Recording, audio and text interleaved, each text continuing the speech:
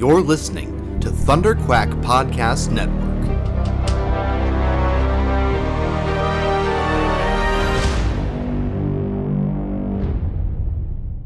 Hey everybody, welcome to the ThunderQuack Podcast Network Spoilercast. And what else can we be talking about for the month of December than a spoiler review of The Last Jedi? Yes, it's finally here, and we're going to break this thing down because there is so much to discuss. So my name is Tim. I'm one of the co-hosts of Star Wars: The Saga Continues. And joining me for this spoiler talk of The Last Jedi is going to be the main host of Star Wars: The Saga Continues, my good friend Kyle. Kyle, what's up? Hey, how's it going, Tim? And joining us for this discussion is one of our good friends and making his ThunderQuack Spoilercast debut, Mr. Paul Hermann from the Star Wars Blaster Cannon podcast. Welcome, Paul. Hello, Tim. It's an honor to be on a podcast that's named after Gizmo Duck. Well, Gizmo Duck is part of Darkwing Duck, but I think the ThunderQuack is the name ship for Darkwing Ducks. Wait a minute. Are you? Am I? Oh, see, I was close. I mean, I love both those things, but I thought for some reason ThunderQuack was like a thing that like a gizmo out of Gizmo Duck that he did. Okay, it's been a while. Yeah, it's been a while. It's all in the same universe. So. I apologize to Mr. Cohen. Is that who it is? Mm-hmm. Yeah, and meanwhile, I'm sitting over here going, I thought we were here to talk about Star Wars. I'm just talking about Gizmo Duck, bro. Come on. But I will say, Paul, I give Gizmo Duck more than Darkwing Duck, so he's a better character. I disagree with that. But anyway, continue. Am I the only one out there who's like, who the heck is Gizmo Duck? Are you serious? I'm dead serious. Oh my gosh, kids. Okay, let's get to The Last Jedi, shall we? So that sounds good to me. So. To kick off the discussion, and of course, this is the spoiler cast, so we're just going to go straight head on into spoilers in our discussion. So be warned in case you haven't seen it yet. But so first off, want to get general impressions from you guys on what you felt. I guess the excitement level going in, and then just how you felt once it was over. So, Paul, since this is your first time on a spoiler cast for the ThunderQuack Podcast Network, we'll start with you. Your excitement going into it and how you felt afterwards.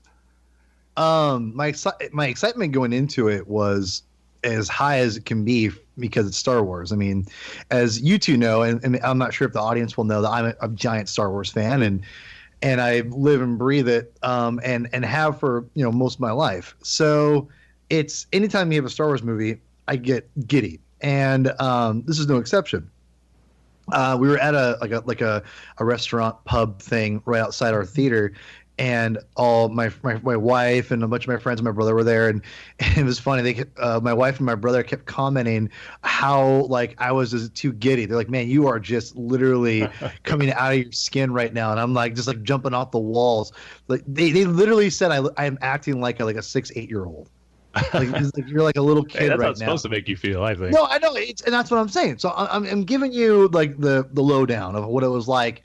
For me, I'm like literally like being like talking about weird things. I'm like nervous, and like I'm just everyone's kind of like, man, you're really hyped up right now. And I'm like going over to the theater with headphones on because I saw it at like 9:00 at night, so it wasn't right after right after the first showing. So it was just a lot of hype going into it. Leaving the theater, I'll be quite honest. I left angry. I left very unhappy about a lot of things. Mm-hmm. And and the funny thing is I had to drive my brother home an hour away right at like 9 or just around like midnight almost. And I had gotten up at like 6 a.m. that morning. And so I had to drive him all the way up to his house, drop him off, which I don't mind. I love my brother, and drive all the way back. Now, if I hadn't been talking to Tim, our host tonight, I might have died because I almost fell asleep like 2 or 3. I'm not even kidding you. I almost fell asleep a couple times. And I remember even telling you, Tim, like, "Oh man, this is I'm getting pretty tired." Yeah. It was like 1:40 something when I got home, and I was beat, man. It was a little dangerous. But that being said, thank the Lord that Tim was awake and he's a night owl like me. So, but I have to say, me and Tim, I know we and you talked for pretty much an hour and a half, 40 minutes about this movie, and or over an hour, I should say. And it was a lot to take in, and I was, like I said, I was angry, and I had already bought tickets to see it the next day, months ago. And I'll be honest, I didn't know if I wanted to even go. I just because there's so much going in there that I just didn't like, not just story wise, but just like humor and things like that. It was hard, and I didn't force myself, but I basically made myself go. Said, you know what, just go see it. Maybe you'll like it a little bit more. Maybe you won't. And if you don't, you can just, be able to talk about why you didn't like it. I went in and I liked it a lot more the second time. And I'm not sure, we'll get into specifics here in a second, but, and one thing if you follow me on Twitter at Hermann22 with 2 N's, if you follow me on Twitter, you'll see that I've been really, telling people, give this movie 2 viewings. Now, that's easier said than done because some people don't have money to go out and to see movies all the time and whatever. But and if you can make it happen, go see it twice. Because if you see it twice, I'm telling you, the second viewing will make it a lot easier. Will it make it like a better movie? It may or may not, but I think you'll accept a lot more of what happens in the film. And that's what happened to me. And I've seen so many people like respond to me saying, yeah, that's what happened to me. It's what happened to me. And, I saw one that said, I hated it when I first saw it. And I saw it again and I loved it. And I'm like, man, that's crazy. It's not quite with me, but I liked it a lot more. I don't hate this movie by any means. So this movie is a very, very different animal than we've gotten before. This is the movie that we all complained that JJ was played it too safe. Well, we got a Star Wars movie that was not safe. Oh, yeah. And it's called The Last Jedi. I also would argue it's also called The Phantom Menace, but whatever. And I'm going to steal from my good friend Justin Bolger. He said The Last Jedi does more for Star Wars since the Phantom Menace, and he's not wrong. So, I think this movie is something that, we'll get into my loves, my dislikes, my hates. But yeah, I think that it's a movie you can't just see once and make an opinion of. I really do think it's one of those things. If you're diehard, if casual fans, whatever. But if you're a fan of Star Wars, whether you're a super diehard or doesn't matter what level, go see it twice. I think if you didn't like it, it'll change your mind. But that's just me. Yeah, well, one thing's for sure, this movie has been divisive.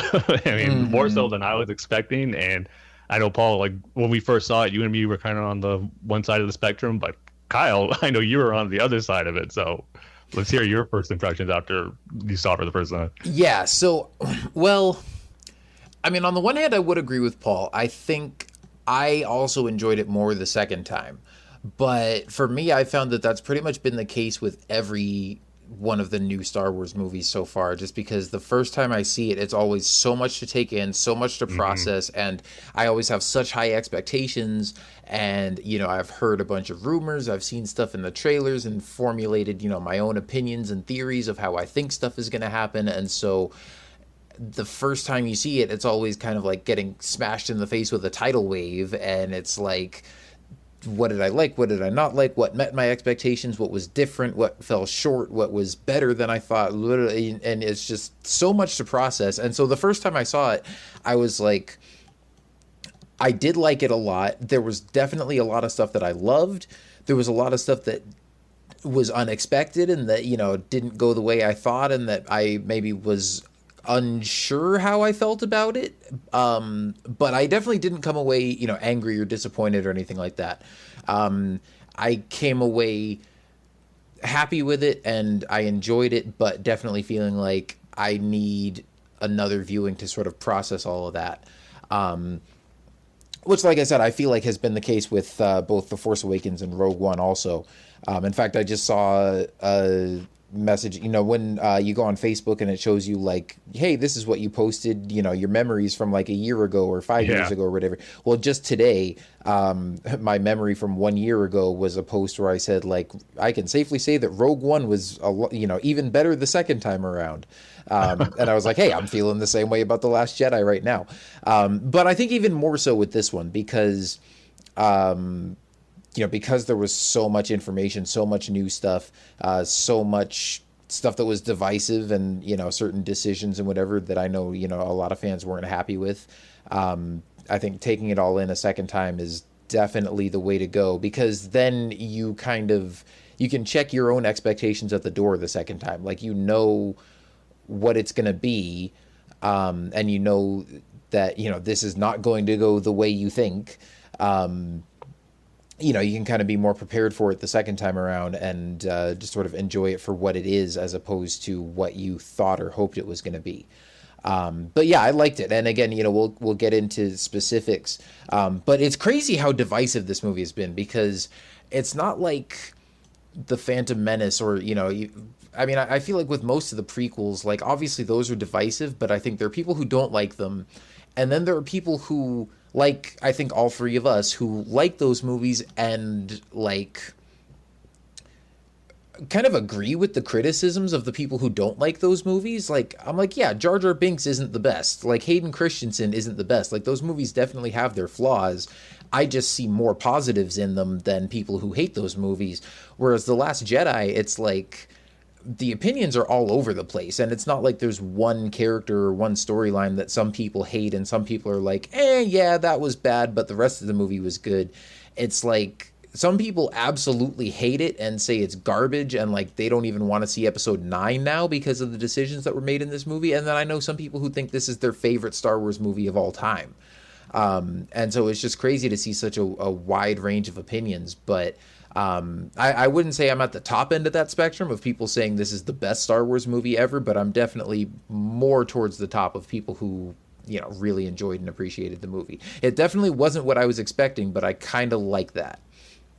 Yeah. And Tim, I'll kind of let you give your impressions, and we can start getting into, you know, some of the reasons why. Yeah, I mean, for me, after it was over, I left the theater. I mean, I wasn't angry like you, Paul, but I was feeling I just felt my emotions are very mixed on it in a way it never has been for a Star Wars movie before. And that lasted until pretty much I saw it again, because it felt weird. That Friday, spending the whole day, I think I could say I spent every minute of the day thinking about that movie, even while working, driving, eating, probably even sleeping, because I think I dreamt about it too. But just kept thinking about the decisions that it made there, and how a lot of it at first I just didn't agree with, mainly character directions they went with Luke and Rey. But seeing it a second time, like you said, Paul, it was really almost like a required experience. Like I think most fans should do if they're able to, because it just felt, it didn't erase all the problems I've had with it and some story directions, but it just made me see, it did a little bit, it helped, but it just made me see that it helped me accept it more, and that if I can just let go of what I was hoping to see and where I thought the directions might go, it is what the story they're telling with these characters is being told really, really well. I mean, it is a great story despite how I feel where the direction they're taking it. So that's what seeing it again just helped me kind of appreciate more when I watched it. And the stuff that I liked the first time, I thought were, you know, even better the second time seeing it around. So it just felt more like, you know, I was just sitting there enjoying the next chapter of the Star Wars of the Star Wars saga than when I first saw it, just like processing everything that was going on and just, you know, really being disappointed in certain areas. So yeah, I agree. I was very mixed going into it the first time, or not going into it, but coming out of it. Going into it, I was super excited. It was, you know, every waiting in line for pretty much the whole day and just anticipating it. There's no greater feeling once you spend that whole day in line and then the opening crawl starts and you're just, you know, legs shaking, just like really excited, trying to hurry up for the movie to begin. It's such a great feeling. So yeah, it was great going in, mixed coming out, but then when I saw it again, it felt like I was enjoying this next chapter of the Star Wars saga. So yeah. But I guess to kind of go into some of the stuff that, you know, worked and what didn't work for us, I like to end things on a positive note. So I say let's kind of talk about the things that didn't work for us right away, or maybe still do. So going back to you, Paul, what were some of your or Kyle? Yeah. Well, okay. Here's the thing. Well, I guess I can start with my few small gripes here.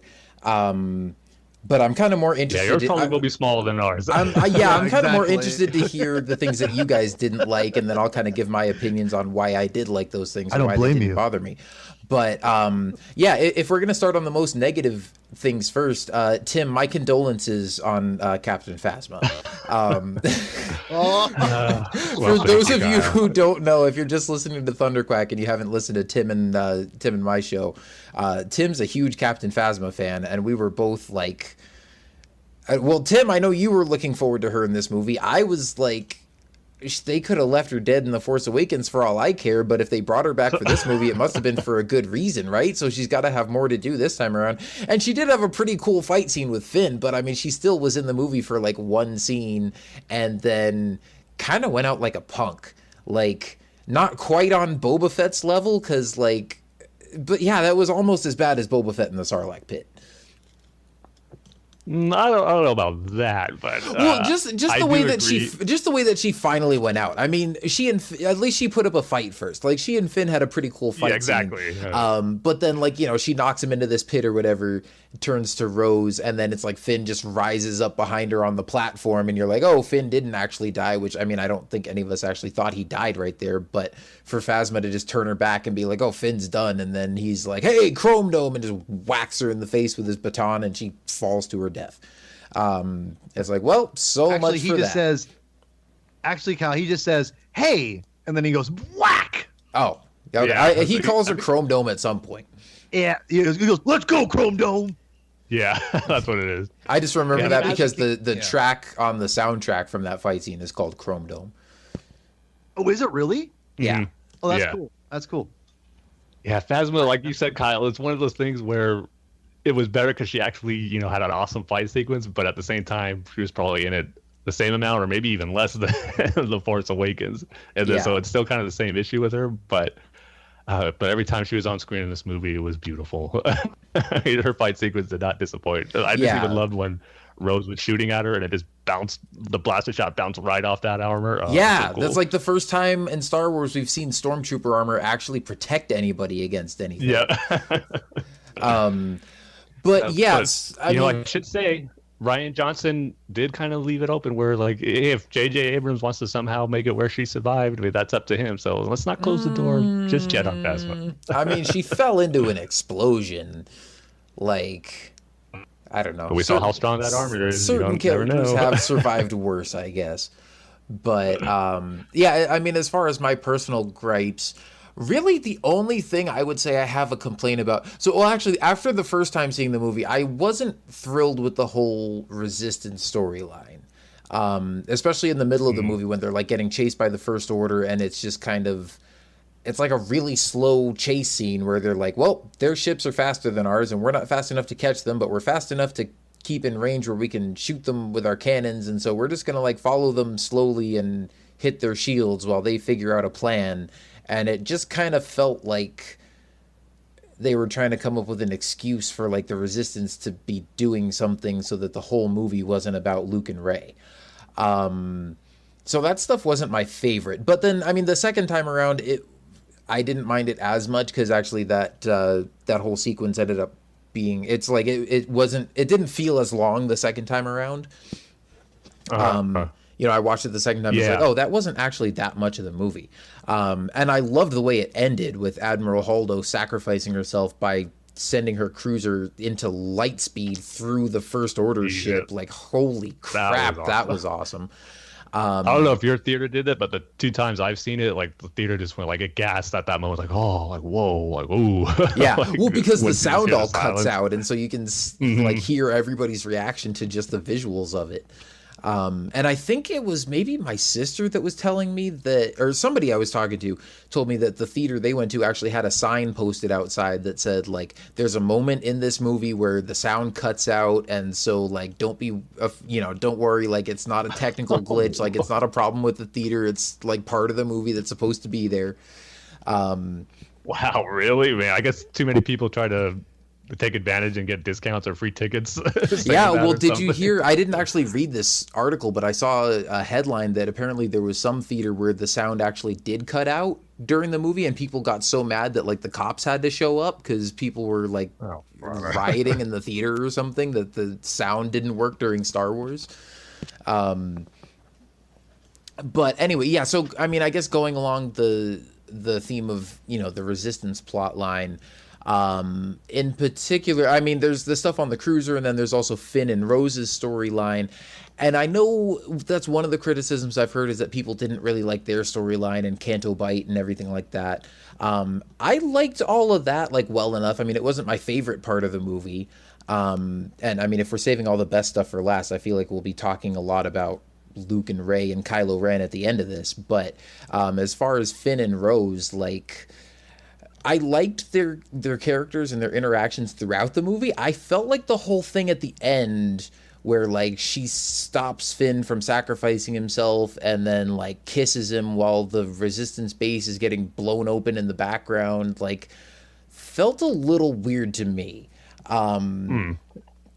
Like, first of all, it's not like I wanted Finn to die or anything, but, you know, when they're having the battle on Crate and you got the big First Order cannon that's getting ready to, like, blow open the door to the Resistance base and they're trying to take it down, and Poe finally learns his lesson about leadership and not just trying to be, like, the hotshot pilot, you know, hero guy all the time.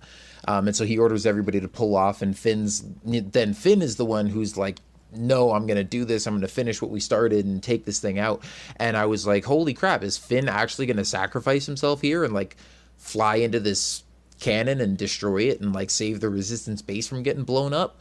Yeah, I thought they might go that way. I really did. Yeah, I thought so too. And I was so surprised. I was like, man, I did not think that Finn was going to bite the dust in this movie, or, you know, even any of like the kind of main three for this trilogy.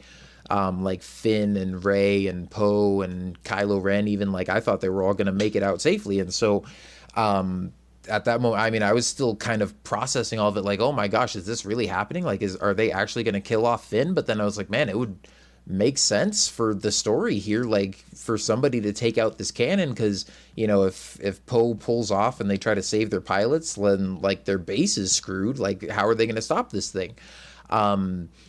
And so then for Rose to just come in and, you know, knock him out of the way, and then he's like, man, why did you stop me? I was going to, you know, finally take it out. And she's like, you dummy, I saved you. And then, you know, she has her line about, like, we're going to win by, you know, not by fighting what we hate, but by saving what we love, which was, I don't know how I feel about that line either, because, like, it's one of those where it's like, it's kind of good, but it's also kind of cheesy. And then, you know, I'm like, is this really the best moment for like a romance scene? And it was like, I definitely liked the chemistry between their characters, but it didn't really feel like a romantic kind of chemistry to me. And then, I mean, you know, she obviously has feelings for him. I don't know how Finn feels about that, but I'm just like, okay, but, you know, can we address the pressing issue of the fact that, like, the First Order is about to invade your base right behind you? Like, this is the moment that you want to, you know, confess your love to him? And I mean, it just kind of seemed like a kind of selfish move for her to do that. And I can certainly understand why she did it, but in the grander scheme of things, it's like, I didn't want Finn to die, but at that point it kind of made sense that he was going to be the one to stop this thing. So I don't know. It was, I mean, I didn't hate it, but I was just kind of left feeling like, oh, okay, that's how this is going to go? Like, but what about the canon and the First Order and all that stuff? Did we just kind of forget about that to focus on Finn and Rose? And obviously, of course, it allows for the setup of the moment later on where Luke comes out. So that was probably my biggest issue with sort of plot lines and construction of things, was just how that all kind of tied together at that moment. That was probably my least favorite moment of the movie, which is kind of saying something about how much I liked it, because I didn't hate it. It was just like, not crazy about it.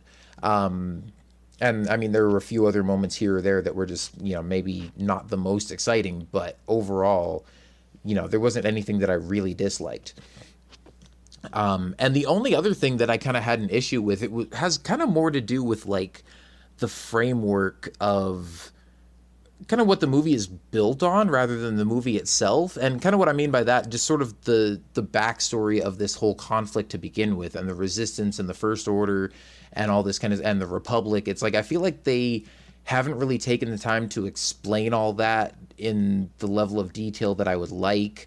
I mean, the fact that the First Order obviously destroyed the government of the Republic in The Force Awakens, but still, it's like we don't really know where the First Order came from, sort of what Snoke's goals were in creating these guys. And I mean, we know obviously he's trying to take over the galaxy, but it's like, okay, so you wiped out the Republic Senate, but now you're just kind of riding roughshod over the galaxy and taking over, and like there's nobody to stop you except this tiny little resistance fleet that you're slowly chasing through the middle of nowhere. Like, I've described this to people this way, that like it almost felt like it shrunk the Star Wars universe a little bit to me. Like the fact that you've got this big First Order fleet, and apparently they've got other forces other places, but it's like, it kind of felt like just, you know, you've got the big fleet with Snoke's dreadnought and everything, and they're chasing this tiny little resistance fleet, and it's like, it feels like this little skirmish right here, like we're supposed to believe that this is determining the fate of the galaxy, when there's so many other planets out there, and it's like, really, even though the Republic's gone, like, the resistance, like these 3 resistance ships, like these are the only people in the entire galaxy who have the power to try to stop this Snoke guy who just randomly popped up out of nowhere and is trying to, you know, take power for himself. I don't know. I feel like we still need a little bit more background and context for like these factions and kind of the state of the galaxy as a whole at this point.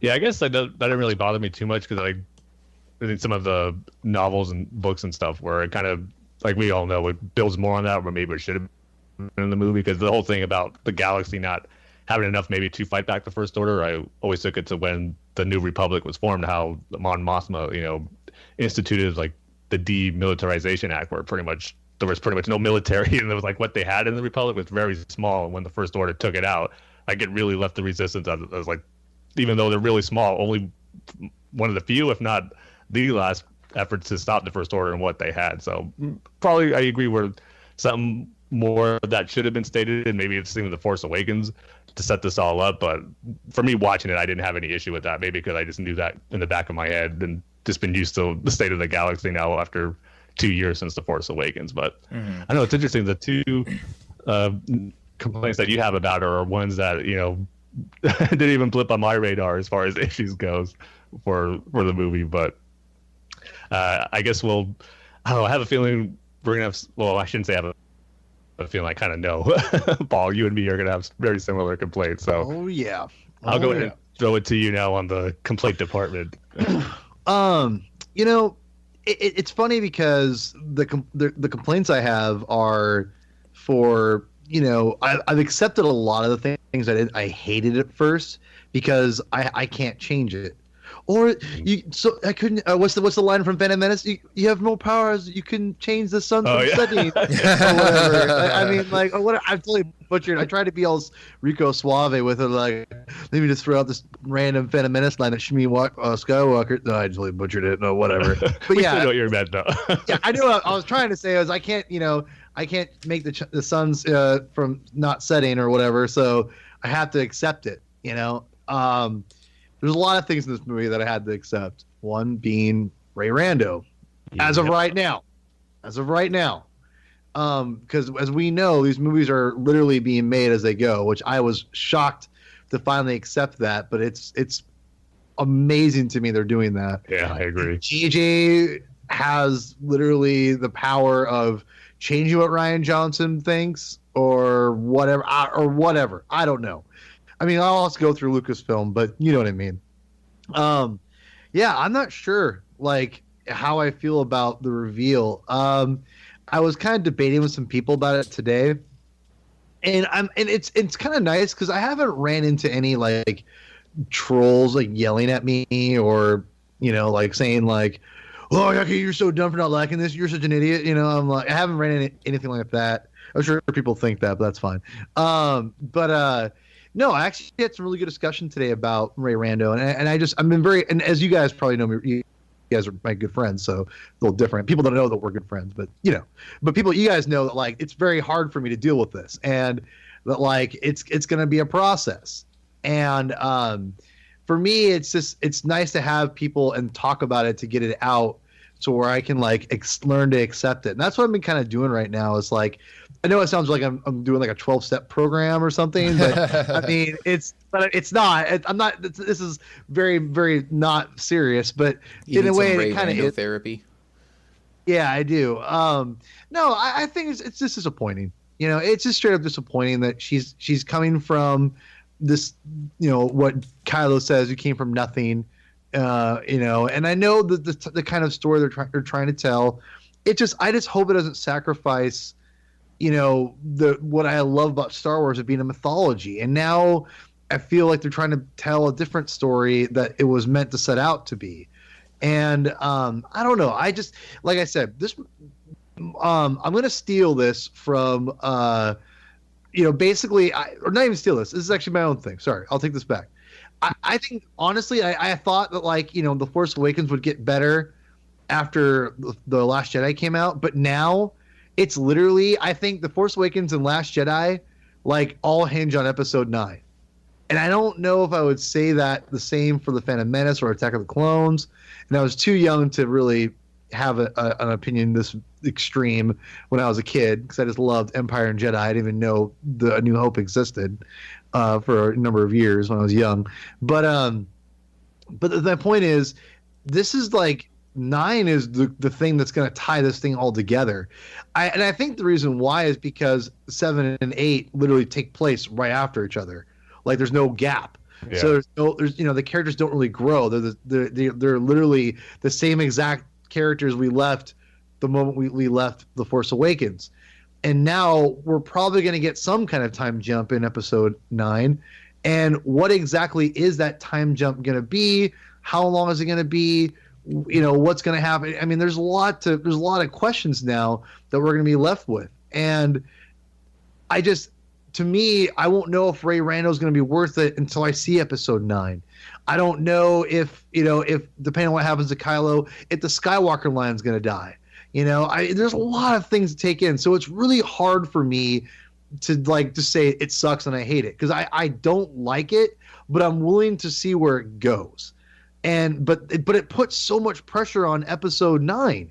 And whereas I feel that like the other films, like they're more contained a little bit more. Like, this is literally, you know, it depends so much on Episode 7, Last Jedi does, and now Episode 9 has to conclude this thing. So it's kind of crazy. And so I'm just kind of in this moment where I just have to accept it, and I'm hoping Episode 9 delivers where I can accept this Ray Rando character. And I think we will. I know, Tim, I'm going to say it right now. I think we're going to accept it in the end.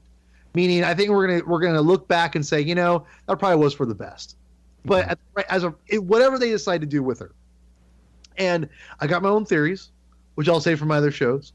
But I'll just say this: that I think that it's ultimately gonna be the best decision, whether or not like I love it or hate it. But I just have to like kind of get used to it, because, you know, as me and Tim have been speculating since the start of the sequel trilogy that there's going to be about the Skywalkers, and now I've had to deal with the fact that a saga film going forward after 9, if there is going to be 9 or after 9 or more than 9, is going to be without a Skywalker potentially, and I have to see if that's good or bad or what. And I don't think we know until literally Episode 9, until we see we see the whole story as a whole concluded and everything. So that's my biggest, you know, one of my biggest complaints was Ray Rando. But even then, I have to wait till Episode 9. I know a lot of people are going to have problems with Luke's characterization, and I think that on the second viewing really helped. The first time, did not like it. Second time, I'm a little more accepting, and the third time, I've seen it 3 times now. I'm totally not on board, but I've accepted it, and I don't hate it. I think it's okay. It's not my favorite, but I think it's okay. Does that make sense? Mm-hmm. No, it does. And I'm with you more on the Luke front than more so than Ray Rando as far as what got better or what hasn't quite yet. I'm kind of in the same boat as you as Ray Rando, where I'm accepting it. And even right now, as I think about potential story possibilities, I agree. Yeah, it could be something that in the end will work best for the story.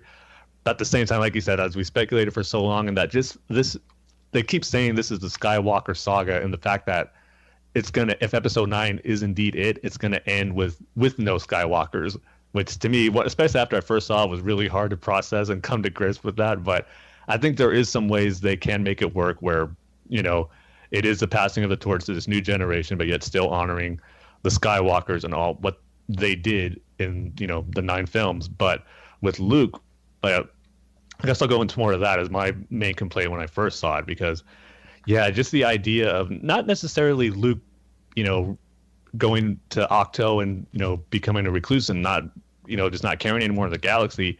It was the stuff that in between that we learned when he, decided that he was going to kill Ben Solo. And I got to say, the first time I saw that when, Kylo Ren was telling the story, and I did like how we got like 3 different perspectives on it, and Luke looked different in almost all of them.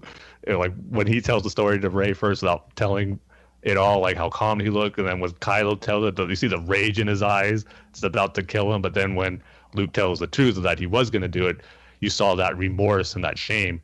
And that worked a lot better for me the second time. When I first saw it, I was like, oh no, this, like, how could he feel that way after everything he went through with Darth Vader, him being his father, seeing the good in him? How can he even attempt to do that to his own nephew when he sees that? But thinking about it more, and even the second time hearing Luke's actual dialogue and how like ashamed he felt, and like how can I even think of this and do that? And of course it was too late, and that that one little instance of shame and remorse and regret that he had changed the course of the galaxy forever, pretty much. That's what sent Kylo off on the deep end. But we know Snoke was kind of getting into him already, and Luke can sense the dark side in it. But when Luke did that and was about to ignite his lightsaber, and that's what Kylo saw, that's, set everything in motion. So that worked better for me.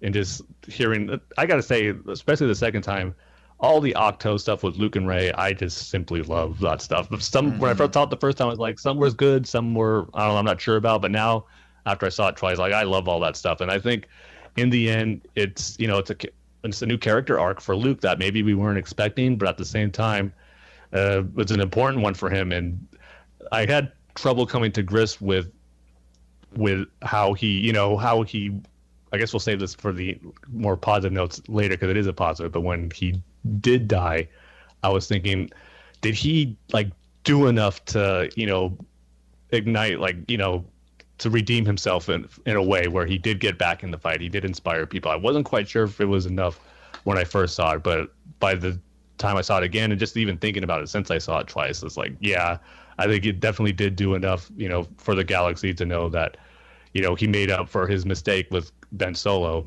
and, he was able to, let go and become one with the Force in a moment, as I said, of peace and purpose, I believe is what they said at the end. And I definitely got that feeling more so the second time. So, yeah, my big things were Ray Rando, like I said, learning to accept that better, and then the direction they took Luke. It was just so different than we were, for me, and I'm sure a lot of people were expecting. But I think in the end, it is a great story for the character that, it was unexpected, but yet it made sense when it was all said and done. So I guess, like, to wrap up the negative stuff for me, the one thing I got to mention, I'm not sure how you feel about it, Kyle, I kind of know how Paul feels, is that the whole Kanto Bite sequence, it was hit and miss for me. And this kind of goes into my other complaint with it, the humor.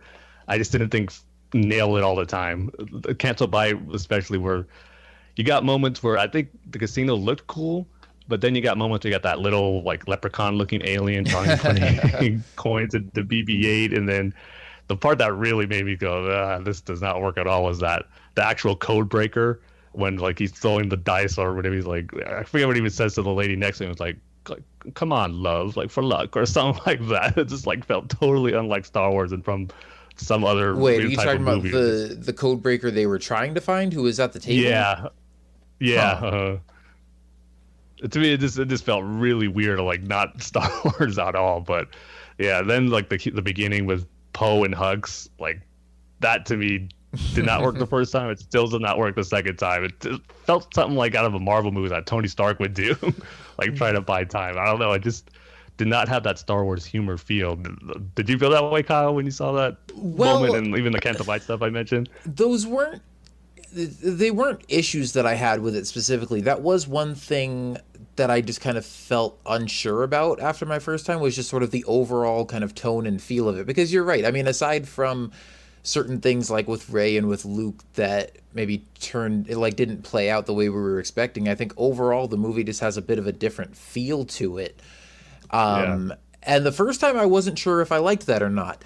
The second time, about halfway through the movie, I realized that I really did like it because it's what I was expecting from the sequel trilogy in the first place. And I think some people are almost getting kind of whiplash in a sense, because it's like with The Force Awakens, we were kind of expecting something new and then got something that felt exactly like the original trilogy.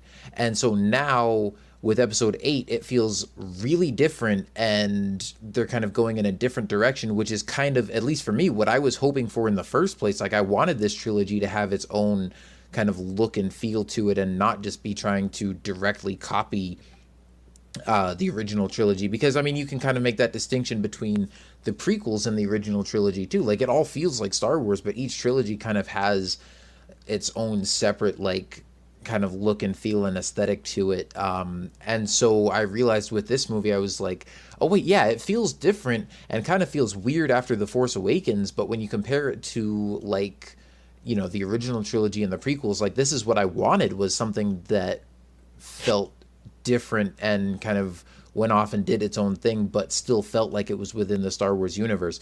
And at some points of the movies, like, honestly, it almost feels like a spin-off film. Like, this almost feels like it could be like Luke Skywalker, a Star Wars story, right? Rather than episode 8. But I don't know, at least for right now, I like that. And I know it maybe doesn't completely mesh with, you know, the feeling of like the previous movies and with The Force Awakens, but it still felt like Star Wars to me. And even, you know, like with some of the humorous parts and everything, like some of them felt like you could have done without it, but nothing stuck out to me like, oh, I wish they had just scrapped that. Like, there was nothing that I hated or felt like didn't land. I mean, not everything made me like laugh out loud, but none of it was like, oh, they should have just left that. And then, yeah, as far as Kanto Bite, I mean, yeah, like I didn't particularly love it or hate it, but I think I liked it generally overall. But I mean, a lot of that stuff that they kind of cut to in the middle of the movie, most of the time I'm just waiting for them to get back to Rey and Luke and Kylo Ren, and like, as long as they didn't take away from that for too long, I was like, okay, this is a fun little distraction. I did love the Fathiers in that whole sequence, like that, like little side story with them. Yeah, that was the best part of Kanto Bite. Yeah, the shot with Finn and Rose, and they're riding on the Fathier like along the beach with the moon off in the distance. Like, that shot was gorgeous, and the cinematography in this whole movie was amazing. Yeah, totally. Kanto Bite for me was one of those things where it's like I get really angry, not angry at it, but I didn't like it. And I'm like, this is too modern. This is ridiculous. And then, guys, you know what I thought of right afterwards? Dex's Diner. And then I was like, oh. And I actually, you know what's funny? I groaned at that. Now I just accept it. So I guess, you know, this is kind of my theme for the show, I think, is like, oh gosh, I just knocked over all my toys. And now they're not. Okay, we're good. We're good. There's like only Daredevil and Moon Knight fell down. We're good. So the thing is this, is that like when I watched the second time, like things like Kanto Bite didn't bug me as much, but like I remember Attack of the Clones, which is, by the way, Tim's favorite Star Wars film, which is still baffling to me. Not my favorite, but it's up there more than a lot of people. Oh, my fault. Okay, I thought you said it was your favorite, but no, he just likes it more You're just used to hearing it. Wait, which one do you like it more than Empire? Or No. Jedi. Yeah, that's right. Okay. No, we still need to have a debate about that on one of our episodes. But by the way, you'd rather watch Anakin and Padme awful scenes than have awesome scenes between Vader and Luke. I don't get it. man. I'd rather watch awesome scenes with the clones, Obi-Wan, Jango Fett, Geonosis, more so than Ewoks and all that stuff. So you like to watch 15 minutes compared to a 2-hour great movie? I get it. Awesome. Yeah, we need to have that debate. Yes. Get me on that show, please. No, you can just be the moderator, be like, in this corner. Dude, a ThunderQuack podcast episode debating. Let's get Michael Cohen on this thing, man. Let's do it. I'm ready. Do it. All right. Anyway, but what I'm trying to say is that, like, it's funny because I think I could end up loving this movie more as I keep watching it. The problem is it's in a theater, and I'm not going to go out to a theater every time and watch it. When this thing comes out on home video, I'm probably going to end up watching this thing a ton. And things like Kanto Bite, which we're talking about, I think are going to become Star Wars. Mm-hmm. And I think that's the running theme for a lot of things in fans. If you look at the prequels, like they were, rejected even further, obviously at first, from mainstream audiences as far as like what their expectations were than Last Jedi was. And we're talking like they have now cemented themselves into the main Star Wars, fandom as like loved and they're cherished now just as much as the OT by a lot of people. Not everybody, but I'd say most, legitimate Star Wars fans love the prequels. And I say legitimate, like the fans who love to watch the movies all the time. And may not love all of them, but they legitimately accept them anyway.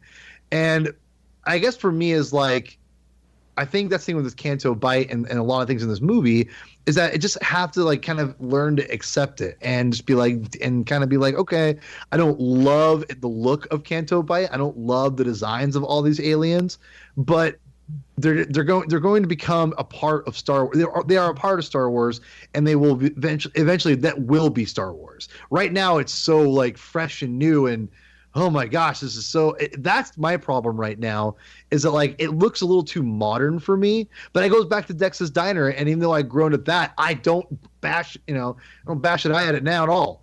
Even though, if you go back and watch it now, you realize the CGI on Dex looks terrible. Well, stop! Don't go that route. Come on.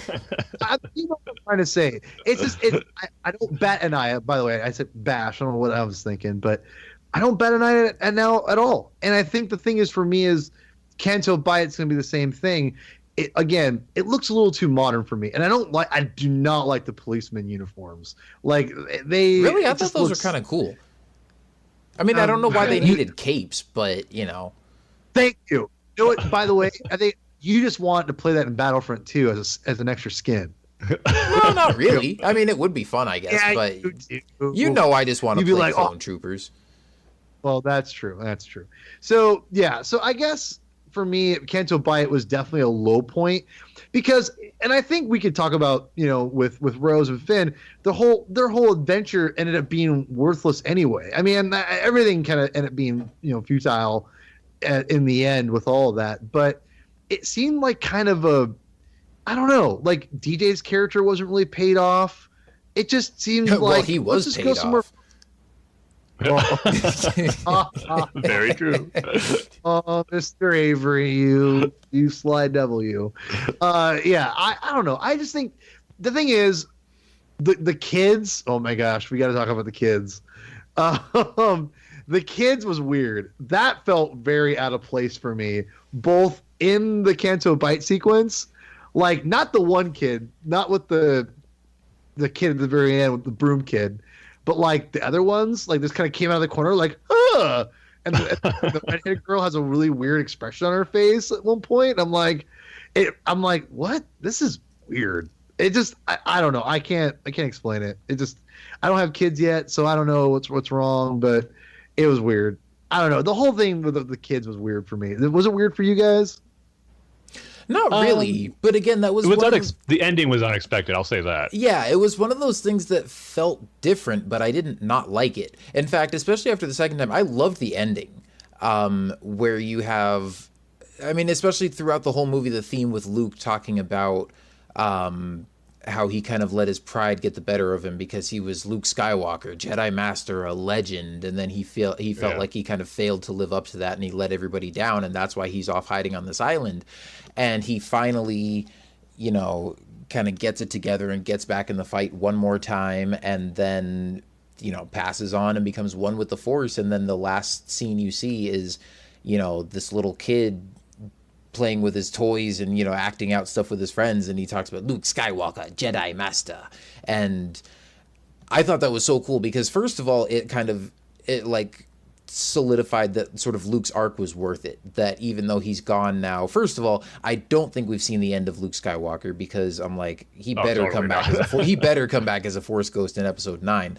Of course, yeah. But then second of all, I mean, the fact that now we're seeing that he does get to live on as a legend, and that he is like inspiring hope in not just the Resistance, which I guess now they're back to calling themselves rebels again, but also just kids on faraway planets know the legend of Luke Skywalker. But also, I mean, it was kind of meta in a sense, because I'm like, that kid is all of us, right? Like, yep.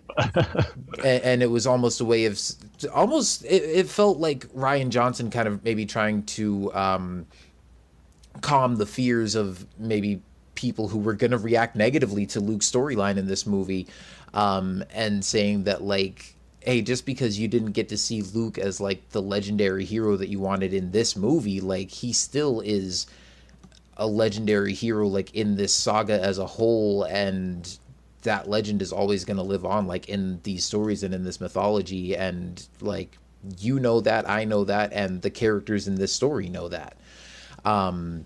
So yeah, I thought that was really cool. I don't know if you guys wanted to keep talking more about Kanto Bite, but I had a couple of thoughts too, just about what your thoughts on Rey and Luke that you had mentioned too. Yeah, we can move on from Kanto Bite. Okay. Kanto Bite, you said enough. Well, before we get into the stuff that we really loved about it, I mean, just to kind of hit on those 2 points that you guys had criticized with, Rey's parents being revealed to just kind of be nobodies, and then, with the whole storyline with Luke and that kind of not going the way that a lot of people expected. I can say for me, like, I mean, I kind of had some of those same issues, but I wouldn't really call them issues, because, like, that's not the way I thought the story was going to go. That's not the way I wanted the story to go, but I felt like it was surprising, it was different, but it was done really well. And I was able to just kind of separate that, maybe more than some people are able to, and realize that, like... What are you trying to say, Kyle? Well, no, I'm not talking about you guys specifically. I'm just saying that, I mean, and first of all, let me just say, I'm not trying to criticize anybody, because, like, I'm not saying that, for people who don't like it, it's like, oh, well, what's wrong with you? You guys are dumb.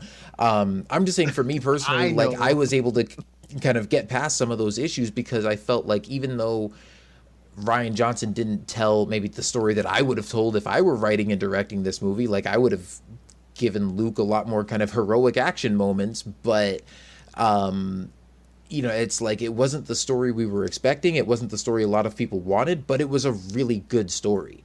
And I thought all the characters were really well done and had really good character arcs. And I mean, even with Rey and her parents, like, yeah, I wanted her to, like, I was thinking she was either going to be a Skywalker or a Solo or something like that. And, we've obviously debated endlessly about clues hinting at this, that, or the other thing in The Force Awakens. And to find out, now that she's just kind of nobody, I think that's almost a way that they want to sort of just push her character forward and be like, we want her to be sort of her own character and not just be tied down to, like, oh, she's only important because she's a Skywalker or something like that. And in the same way, I think she's almost, it's like she's kind of carrying on the Skywalker legacy by proxy almost, because, like, it's like it's like Luke passed on his teaching to her, and now she has the chance to succeed where Ben Solo failed. So even though she's not a Skywalker by blood, and she's not quite, like Luke's adopted daughter or anything like that, but she is the one that is sort of carrying on that legacy, and doesn't really need to be a Skywalker by blood. And I'm kind of okay with that more than I maybe thought I would be going into the movie. And then as far as Luke, I think it's a good testament to Rian Johnson and just to the way that he unfolded everything in the story. That, like, going into this, I knew a lot of people who were like, man, I don't know, I got a feeling Luke's gonna die at the end of this one. And I was like, man, I am gonna be so freaking mad if they kill off Luke Skywalker. Like, they had better not. And then Luke dies at the end of the movie, and I end up loving the whole thing. So, you know, it was very, you know, unexpected and different from how I would have done it, but I can appreciate that it was a really well told story. Yeah, and like I said, that's kind of what I really came to appreciate more on my second viewing, after like all that stuff that I had a lot of problem with on the first time. But I guess to fully go into the stuff we loved, can I be safe to assume and speak for all three of us when I mention the Snoke throne room scene with Kylo and Rey? Yes. Okay, so really fast. You know, hang on. Before we go, just before we go into that, Joey just texted me and said he can join in. So do we want to add a fourth member here? Hell no. No, let's do it. I don't care. All right. So as we're about to transition into talking about the stuff we loved about the movie, we have a new guest joining us. This is Joey Letson from the Animaniacast podcast. Joey, how's it going? Very well. Nice to talk to you guys. Yeah, glad you could join us. Yeah. Thank you so much. Yeah, coming in a little late, but you know, marital life. You know, it's a demanding thing, as you'll soon find out, Kyle, I'm sure. Yeah, well, you have perfect timing. You made it to the very best part, though. Yeah, we've been talking for a little while now, but we just finished talking about, you know, some criticisms we had about the movie, and we're just transitioning into the positives and talking about what we loved about The Last Jedi. So, well, good, because I have a lot more things to say positive than criticism. So cool. I came in at the right time. Yeah, and I do too. This is mostly very convenient. Me responding to Tim and Paul's criticisms, but anyway, we were just about to get into talking about the throne room scene with Snoke and Rey and Kylo. So who was going to talk about that? Oh, that was me, Kyle. Yeah. Okay, go for it, Paul. Paul, I know you're ready to jump in. Yeah. All right. So, by the way, it's Joey, right? Yes. Nice to meet you, sir. Nice to meet you, Paul. Yeah, I listen to you every once in a while. I think you were on the Wampus Lair podcast once talking about Shadows of the Empire. Was that you? I've been on there a couple times, but I don't think I've talked about Shadows of the Empire. But I've been on there a couple times. Okay, irregardless, it was nice to meet you. Thank you. So yeah, sorry. So anyway, Snoke's throne room. Now, as people have heard my complaints about this movie, and I was, you know, one of those people that you know, just kind of, when I left angry, I forgot about an important scene that I was reminded of immediately of the next day when I saw this. And that Snoke throne room scene is by far one of the best Star Wars scenes, in my opinion, ever in a movie. We're talking Rogue One, I would agree. all the Saga film, whatever. I'll put that up against anything. It's that freaking good. And I was just thinking about what happens. Literally, when Kylo Force turns on lightsaber and cuts Snoke in half, and then that's not just the cool thing. The cool thing is when it's the lightsaber is called back to Kylo, and then Rey, I don't know if she back or she intercepts it, but it's just like it's seamless, and I'm like, holy crap.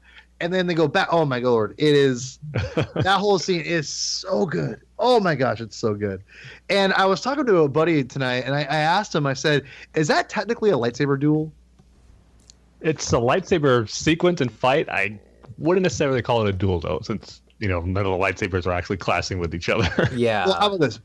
I think it's probably, if you say duel, you couldn't really count it, I guess. But in my opinion, it's one of the best lightsaber battles in Star Wars, if not action sequences in Star Wars. It's top 5, maybe the best. It's that good. I mean, it was. I honestly want to go see the movie again just to watch that. Yeah. It's so good, and it's 2.5 hours. It's a long time. So anyway, that scene is incredible. That's the best. That's my favorite part of the movie, bar none. Yeah. Well, since you're just joining us, Joey, what's your take on that whole throne room sequence? Well, I loved it. I mean, it gets a great audience reaction as well. I mean, just the way it just when they finally go back to back and the the camera slows down just to kind of make it dramatic, and and just how they they're together for that a moment, and then they split apart, but at the same time they're helping one another out to help defeat the guards as well. And it ends with just that just really kind of dark, humorous kind of thing going on with shooting the guard right through the head with the Luke's lightsaber. Just that always gets a laugh from the audience the times that I've seen it. So I don't know, and just at the end of that, you're kind of like, wow, they could really be fighting together, and they just, at the end of it, Kylo just decides to go down the wrong path at the end of it, and it's just kind of like, oh no, come on, man. Mm-hmm. Yeah, that to me seemed to kind of solidify his fate more than anything we've seen so far. They talked about, like, after he kills Han Solo at the end of The Last Jedi, or at the end of Force Awakens, and J.J. Abrams has kind of talked about how, it's almost like they needed to sacrifice Han to sort of legitimize Kylo as a villain. Like, that's how he's really gone too far by killing his own father. But I was like, I don't know, because he still seems kind of conflicted about it. And then, of course, in this movie, like, he doesn't pull the trigger on Leia, and they talk about, like, even Snoke criticizes him for it. Like, you killed Han Solo and it split your soul to the bone, and, you were unbalanced enough that Rey was able to beat you and stuff. And so it always was still kind of a back and forth for me. Like, well, is he really too far gone, or is there still a chance that they could redeem him? And obviously that's what Rey believes. Like, she tells Luke, like, hey, if I go to him, I can bring him back. And she does convince him to, kind of help him, like, turn against Snoke and break free of that hold that Snoke had on him. But then at the end of that, when now he's free to make his own decision and he still chooses the dark side, and he's like, now I'm the supreme leader of the First Order, it's like, well, now he's too far gone. At least that was my take on it. But still, the whole action sequence was freaking awesome, man. And action sequence was great, but I even loved the build up to that. Just everything in that whole scene, as soon as Kylo and Rey enter there, was so good. There's Snoke taunting Rey and using his force powers against her, and then I just loved how Snoke got taken out by Kylo. I mean, you knew it was going to happen once he was telling Kylo to kill Rey with his lightsaber, but I just loved how Snoke was having a force vision and he was seeing Kylo do what he was going to end up doing and killing Snoke. But I just love how force visions aren't always so clear. They give you little glimpses of what could happen, but it doesn't always play out like what you think you're seeing. And that was exactly what happened to Snoke. Everything he was saying, Kylo Ren did, just not how he expected it to go down. And it was just really, really cool. And then, like you guys said, once that lightsaber battle began, man, it was just such a cheer, fan, geek out moment for everyone in that theater when I saw it on both times. So, yeah, that was definitely my favorite part of the movie, the highlight of it. And I would agree with you, Paul. That's going to be very, very high up there in my list of like best lightsaber battles or just action sequences in all of Star Wars. But another thing I really liked in the movie, and I'm curious to hear what you guys think about this, is the force connection that Kylo and Rey had throughout the movie and the conversations they had with each other. I thought that was really cool, and this is a new force power that we were seeing, or force ability that we were seeing like we haven't seen before. And I thought it worked really well in the conversations that they had, and just slowly getting to know each other reluctantly at first, but then when Rey, I don't know who initiated that conversation they had where she, after she was in the cave. I kind of think it was Rey reaching out to Kylo there after what she just experienced, but I just loved how we got to see a new force power at work, and then just that's how we got to see the relationship build between Rey and Kylo leading up to that moment in Snoke's throne room. So I loved all that stuff as well. Mm-hmm. Yeah, those were cool scenes. I think Snoke pretty much confirmed that he was the one that was doing it the whole time. Like, yeah, he set up the connection, but then it was all them. I think later, and even after he died, like at the end too, like when she sets the Falcon door on him. Yeah, you see it that one last time. That's true. But yeah, I don't know. I mean, it was definitely a cool new sort of twist to bring into it. Especially the first time when you're like not really sure what's going on. It's like Are they trying to communicate telepathically, or are they having a vision, or, like, what's going on here? And then it seems pretty clear, like, later on when they actually, like, touch each other, like, okay, this isn't just a vision that they're having or something. They're clearly, like, interacting somehow. Mm-hmm. I really liked how each time they had an interaction, like, it started how it became stronger and stronger to the point, like, where, like, the water was coming, gathering on Kylo's glove or in his face, and he wipes it off and it's on his glove. I didn't catch that. I thought that was like him sweating because he was so conflicted. She got splashed with the water and with the waves and everything, and then it cuts back to him and he wipes off the water off of his face. That's what I got from it. Yeah, that makes a whole lot more sense now. I'll have to look for that the next time I go see it. Yeah, so that was a whole new kind of. There's so many different Force things going on in this one, and that was one of the ones. And even though it was like, I don't know for you guys, but even though the Force powers for me, even though a lot of them were brand new, they seemed pretty natural for the story. And it's kind of funny to think how just a few years ago we were like, oh, how about that time when Kylo caught that bolt in midair? That was totally cool. And now they're doing stuff that's like so much more than that. Yeah.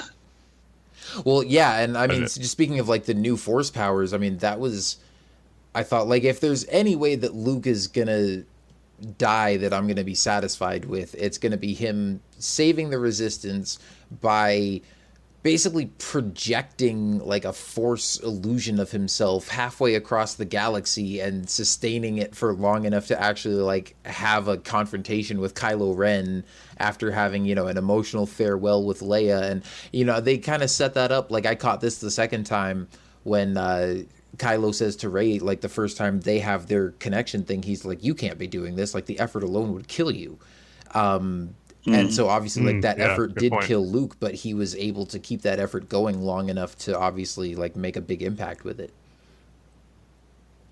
Yeah, I mean, might as well just go ahead and talk about that whole sequence of Luke making his return to Leia and to the Resistance and all that. I guess right off the bat, when did you guys start figuring out, like, what's going on here? Because I got to say, when he ignited that blue lightsaber, like, man, something's up here. I don't know what, but something's up here. Like, what's going on? So, yeah, at first, after he, Kylo looked like he was going to stab him, or like he's used a saber right through him, I thought, is he dead already? Is like, did he die? Like, has he been dead this whole time? And now he's just, like, showing himself as a Force ghost the way he really is. So that was my first thought. But what do you guys think of that whole, Luke using the Force to replicate himself like that as a projection? Well, I really kind of, I think I kind of started catching on right when he walked in, because the first thing I thought of was, okay, awesome, Luke is there. That's so cool. Wait a minute, did he stop and go to put on some Just for Men before he came into the room? Because all of a sudden he looks, his hair is darker and he looks a little thinner, and just what's going on with it. So, I mean, I kind of had my doubts as to whether or not he was real, but then he did the whole Leia, like Luke and Leia were doing their thing. And then right when Leia said Luke, and I thought, okay, she can see him. No one else can see him, but she can see him because they have a connection. Maybe that's how they're going to do this whole thing, and that's how he's going to talk to her. But then even C-3PO saw Luke, which I thought, how, like, he's a droid. How is that? Okay, is he really there? And in retrospect, that still kind of like bothers me just a little bit that a droid could see him, but it's not a mind trick. That's the whole thing. It's like, if I kind of thought to myself at first, well, it's a mass mind trick. He's tricking everybody to think he's there. Mm-hmm. But no, I guess he really is projecting his being there. I don't know. It was definitely awesome. I thought it was really cool. And Paul Bateman, who is on Rebel Force Radio as a frequent guest, he posted on Facebook a little while ago that actually a similar thing actually happened in the Dark Empire comic book series, that Luke projected himself in that and was being shot at as well by AT-ATs and was able to protect himself from it. So part of me goes, interesting. I wonder if there was some sort of influence from, of all things, the Dark Empire comics with Rian Johnson. Could just be a complete, coincidence, of course. But I thought that was kind of interesting. Anyway, I thought it was awesome. Yeah, I thought it was too. It took me a while to catch on to the whole thing that he wasn't real. I mean, I was kind of questioning it the whole time, because when Luke shows up, I was kind of like, wait, hang on, how did Luke get there? Like, was he on board the Falcon the whole time? Did he like raise his X-Wing out of the water when we weren't looking? Like, what's going on here? And then that's even when he first walks in and talks to Leia, he kind of like, he didn't look like a Force ghost. He looked more real and more solid than a Force ghost, but it looked like there was just something kind of mystical or like ethereal, just slightly, like, about his appearance that made me go like, wait, is this like a vision that Leia's having right now, or like, is Luke actually there? And at first I thought it was just maybe a vision, or he was like communicating with Leia or something. But then, yeah, like you said, when C-3PO sees him, and when the whole, Poe and the rest of the Resistance sees him, walking out to face Kylo Ren, I was like, oh, I guess he actually is there. But then they definitely try to give you some clues to the fact that he's not actually there. Like, well, first of all, there's the lightsaber, which weirdly enough, I didn't even catch on to the first time, because I was still so busy just trying to think like, wait, but how did Luke get here in the first place? And is that actually Luke, that when he ignites the blue lightsaber? And then I was like, oh, this is going to be cool, but I wish he had gone with the green lightsaber, because I wanted to see that again one more time. I didn't even think about the fact like, oh wait, we already saw the blue lightsaber get destroyed. Even though we see at the end that Rey still has the two halves of it, but obviously that lightsaber was not in working order at that point. Yeah. I didn't even kind of catch on to that right there in that moment. And, but yeah, that was definitely one tip off that it's like, well, he shouldn't be real because this lightsaber shouldn't be real right now. Also, something I didn't catch on to until the second viewing is that when he's having the fight with Kylo, first of all, their lightsabers never clash. Luke is just dodging all his attacks.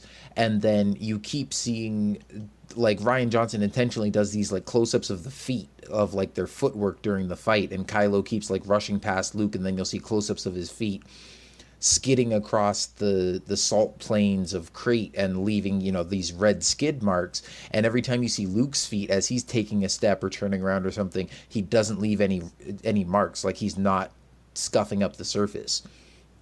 And of course, every time I've gone to see it, I think probably the strongest audience reaction has been when Kylo goes right up to Luke and stabs him, and the lightsaber just goes right through him, and it's like, what the heck is going on? And then you see Luke back on the island, like meditating, floating in the air, just, projecting himself across the galaxy to go have this fight with Kylo Ren. And it's like, okay, if he's going to go out, that's the way to do it. Like, with, an awesome display of force power like we've never seen from any Jedi so far up to this point. So yeah, I gotta be honest, I thought that was pretty awesome. The first time I saw it, or after the whole movie was over, I was thinking to myself, it kind of feels like a cop out that Luke wasn't physically there with everyone. But that's another one.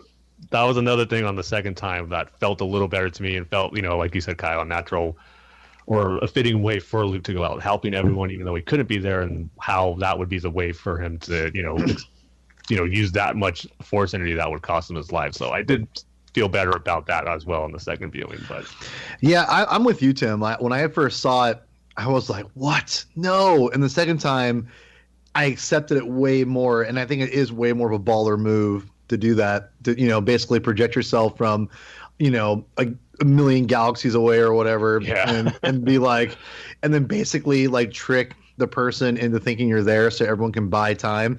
Except it sucked because Poe Dameron had to figure it out and Luke just didn't tell him. That was the first. Again, these are the little things in the movie that kind of bother me, that I think, right. And now I don't mean to turn this into a critique, if you will, but it just kind of reminded me of some things that, like, throughout the film that Rian Johnson would do for convenience sake. And I'm just kind of like, I don't know. Like, it didn't sit well with me that Luke didn't tell them, I'll distract him, just go. And they all could just have gone from there. That would have been fine, right? At least I think so. Am I wrong in thinking this?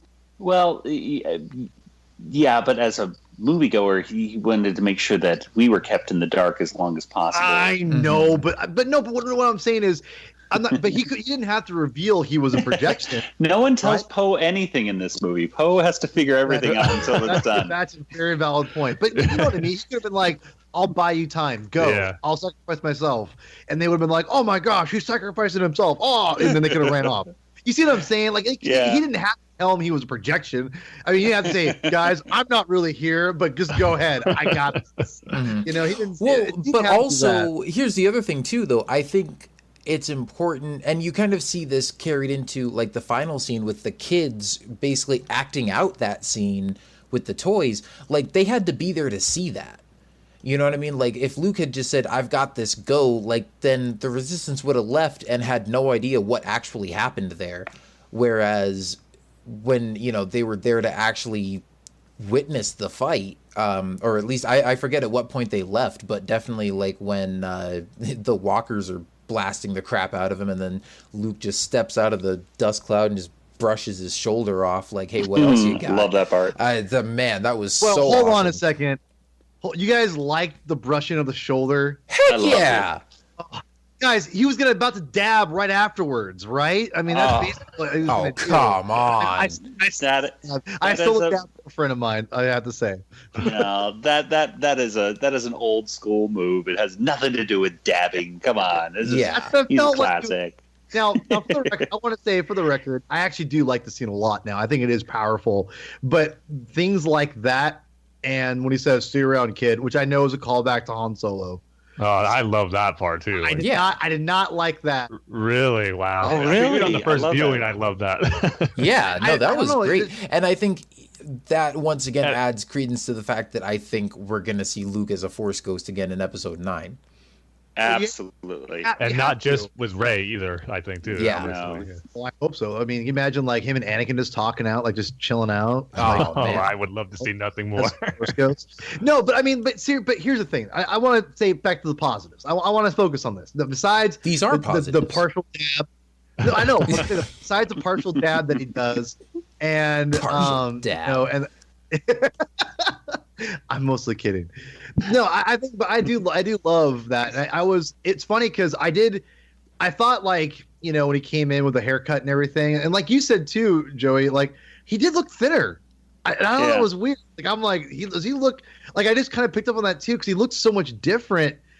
And I'm not saying like Mark was like overweight, but he definitely looked a little thinner in that. I'm like, that's weird. And then, but then when he picked up the blue lightsaber, I went, okay, something's off here, because didn't that just get destroyed? Or I thought maybe he made a new one, but it was a blue lightsaber. Thought. Yeah. See, I thought, because I'm like, that's weird. Isn't that the same hilt as the other one? So, but then when he was a projection, I was like, oh, that's weird. But the second time, I totally bought into it, and I'm all about it. I do like the line where he says, everything you said in that sentence is wrong, and he said, you know, I am not the Last Jedi or whatever. And I do love that, even though it was a little too on the nose. I hate them, and, you know, basically saying what the title of the film is.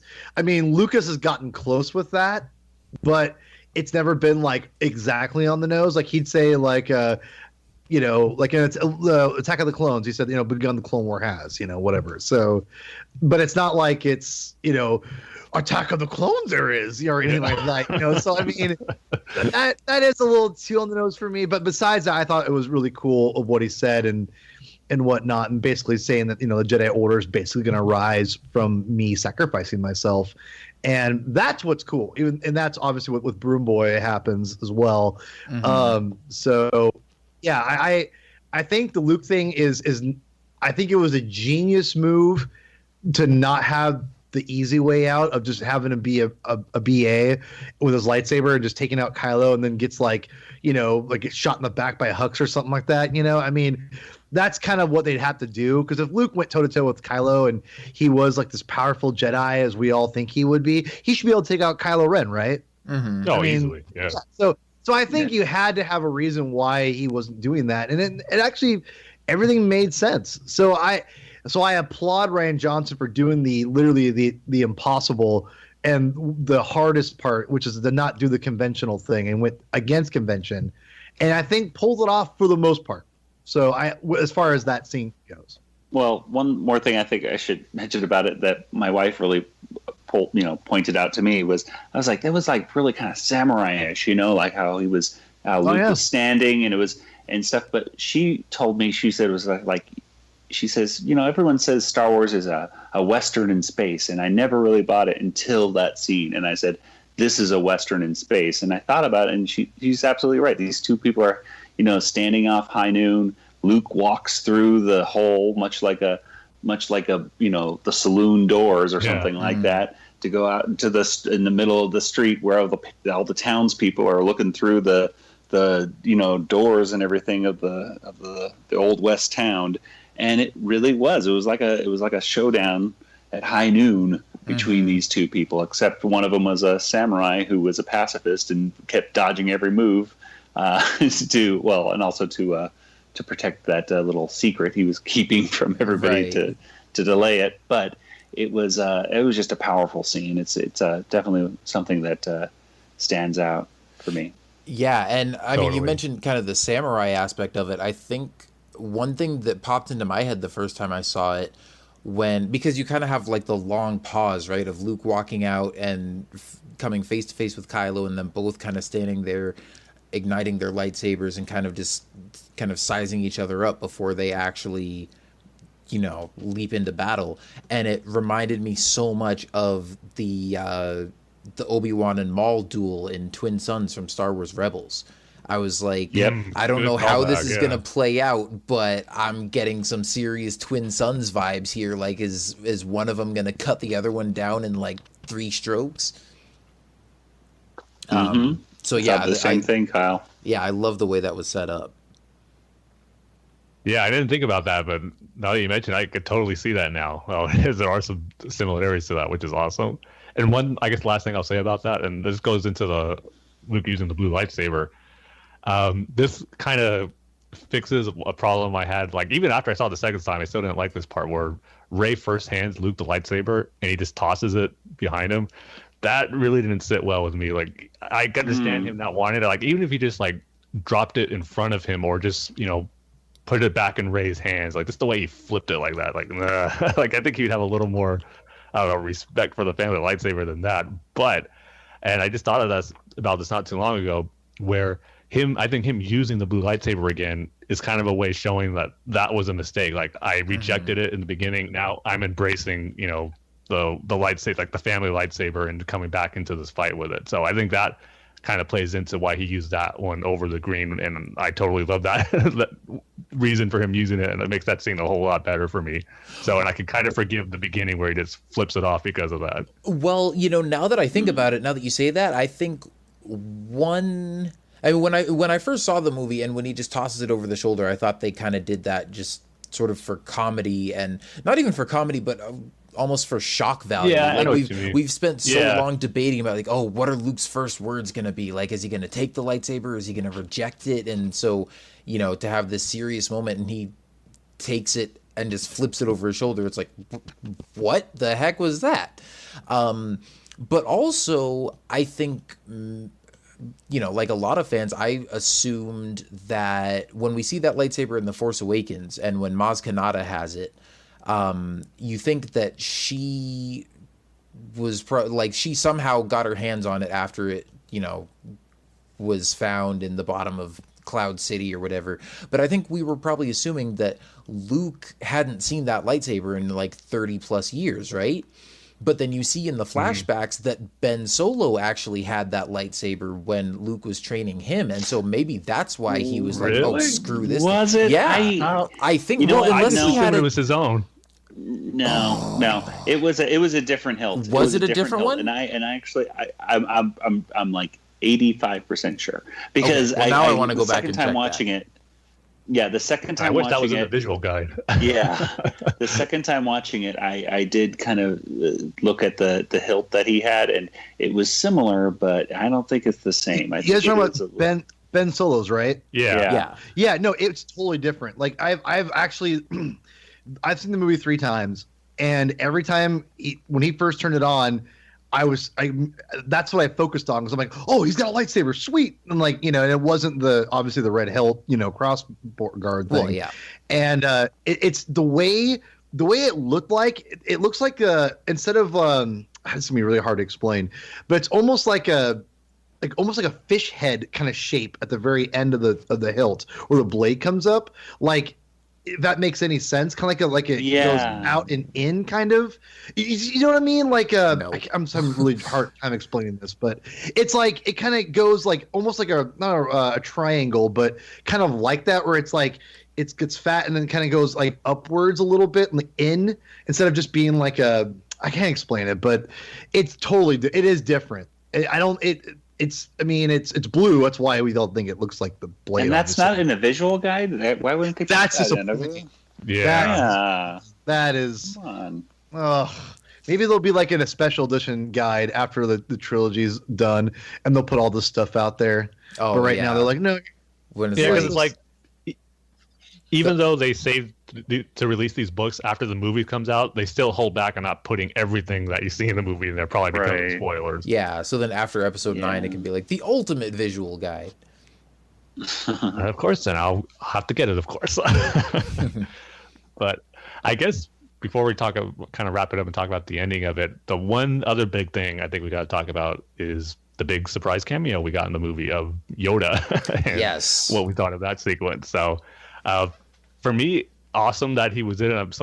I was hoping for all 3 of them to be there, Yoda, Anakin, and Obi-Wan, but I'll take just Yoda. But I did think the puppet looked weird in a few shots, especially at the beginning. Maybe it was just him when he was like giggling and all that kind of threw me off. But even his face, like the new puppet they had for it, to me looked a little different. And I think another thing, weird. It's a puppet. I had no idea it was a puppet. Yeah. Really, you Oh, couldn't tell really? right away. I thought it was a CGI. No, that's totally a totally puppet. a puppet. Oh, excuse me. And I think what kind of made it look weird too, he didn't have like the full like Force Ghost blue highlight. It was like very dim, where it wasn't highlighted. Kind of like I was. Some people Jedi. have mentioned that. Yeah, some people have mentioned that it even goes away. To me, I saw some sort of glow the entire time. But then again, Yoda is, he's almost corporeal in this one, because he even bops Luke on the head. Yeah. And so he wouldn't be. I mean, to be fair, I mean, Force Ghosts can apparently sit on logs and Dagobah and everything like that. So you don't need to necessarily, you can touch things if you want to, I suppose, when you're a Force Ghost. But yeah, he was not as glowy, as sparkly glowy, as Jar Jar would say, as usual. But I love this. I thought what did I say? When we got out of the theater, I went with our buddy Jason from Wampa's Lair, and I said to Jason that it looked like he ate like a bunch of lemon heads or something like that. Like his face was just a little, his lips were a little scrunched in or something like that. Something was weird, but I still think he looked good. I mean, it's Yoda, and Jason just got a big kick out of him kicking his feet. He just thought that was hilarious. But yeah, I liked it. I mean, it's Yoda that basically saves Luke and saves everybody when you think about it, because I mean, Luke, when he's about to burn everything down, he's not doing it as a, the same way that Yoda does it. Yoda says, it's not important because what's, important is what's inside Rey right now, and it needs to go away. It was almost like Luke was like on a suicide mission, like, I'm just going to end everything and just jump and burn this down and jump off a cliff or something like that. Because he was just, you could tell with Luke's crazed face right there. But Yoda was just there to kind of calm him down, I think Mark Hamill just recently said in an interview that Luke isn't the sharpest tool in the shed sometimes.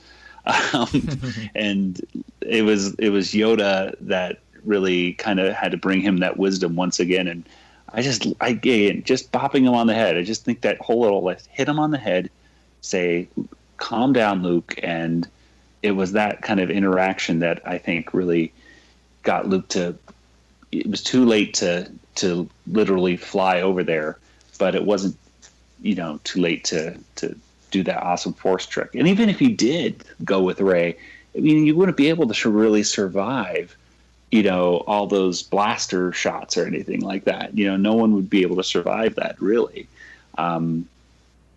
So I don't know. It just worked out perfectly. The more I see it, the more I enjoy it. And yeah, Yoda's face and likeness wasn't exactly the way I think it should have been, but it's Yoda, y'all. It's all good. Mm-hmm. Yeah, that for me was. I was like, go ahead, Kyle. That was my favorite scene of the movie. I can say hands down, like more than. Well, I don't know if the scene at the end with Luke and Kylo is right up there too. And obviously, Snoke's throne room and everything. I mean, there's so many cool moments in this movie, but that one just. There was just something really special about it that I loved. And yeah, Yoda didn't look exactly the same, but I loved that they went old school and did a puppet Yoda with it. And he looked a heck of a lot better than the puppet Yoda that they used in The Phantom Menace the first time around. So I had no issues with it. For sure, I don't think they'll be replacing this one with a CGI Yoda on the Blu-ray anytime soon. I just loved... the fact that he was even in there, and then just his interaction with Luke and the way they're talking about the Force and passing on what you've learned and, sort of mentorship and learning from your failures and passing those on too. And I think that was, a really keen bit of wisdom that he gave Luke. Like, he's like, I told you to pass on what you've learned, and I didn't mean just your strengths and your wisdom and all that kind of stuff, but your failures too. Like, don't try to run and hide from this. Like, pass that on to the next generation so that they can learn from that and don't repeat your mistakes. And then, of course, when, like you were saying, how Luke is so determined, like, I'm going to, burn down these books because, man, I failed and it's time for the Jedi to end and I'm just going to end it all.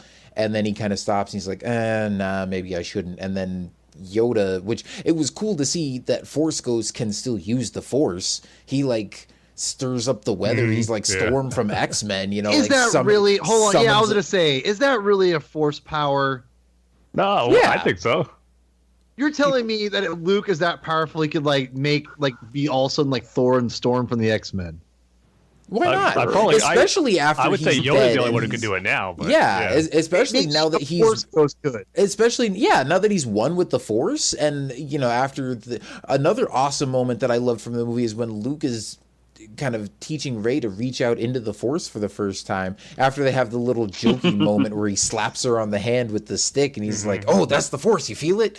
But when he's like, and she's talking about the the light and the darkness and the life and death and all this kind of stuff, and then the Force being the energy in between that binds all of it together. And I mean, it was kind of like Obi-Wan's explanation of it to Luke in A New Hope, about it being an energy field that surrounds us and binds us, but it went so much deeper than that, and I loved that whole explanation of it.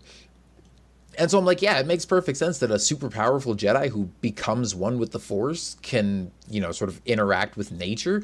Now, I don't know that he could call down an entire thunderstorm and, blast Kylo Ren with lightning bolts and stuff like that. That might be, delving a little too much into, supernatural or comic book territory. But I just thought it was cool to see, Yoda be able to kind of influence things like that. He brings down a lightning bolt, strikes the tree, and he's like, no, burn it. Why not? And then suddenly Luke has changed his mind and he's freaking out like, no, why did you do that? Those were the sacred texts. And I love Yoda's line where he's like, read them, have you? Page turners, they were not. Guys, I just realized something. A light side user just used Force Lightning. Oh, whoa. Wow. Hey, but, really fast too. I don't know if you guys, maybe I'm just dumb and I just realized it the second time or whatever, but when Yoda does destroy the tree to show to prove Luke a point, he also did it knowing that Rey took the books. That is something I realized like later on too, where that's probably why he did it. Yeah, that's how I'm taking it. Like, he knew Rey has them. Yeah. Plus, he says, already Rey has what she needs. Oh, yeah, that's a good point. Yeah. So although he does say, I think he says like all the Jedi Order needs to survive is in her or something like that. Yeah. But I also think that there is a little bit, because I think she needs. I mean, she's had literally a day, 3 training lessons, if that, of Jedi training, and then all of a sudden she's not the Last Jedi. Mm-hmm. It's like, I mean, so that's why I'm thinking like I think he's right, and he's also saying, because he also says, she already has what she needs or something like that. I think it's what he says. Maybe it's what it's inside of her. I don't know. But I think he knows that she has the sacred text to kind of, again, start anew this new Jedi Order that, they're talking about. So that's why, in my opinion, he burns the tree. Is like, she already has them. So, Luke, I'm going to make this as a way to prove a point. Because I don't think Yoda would have done that. But I guess... Yeah.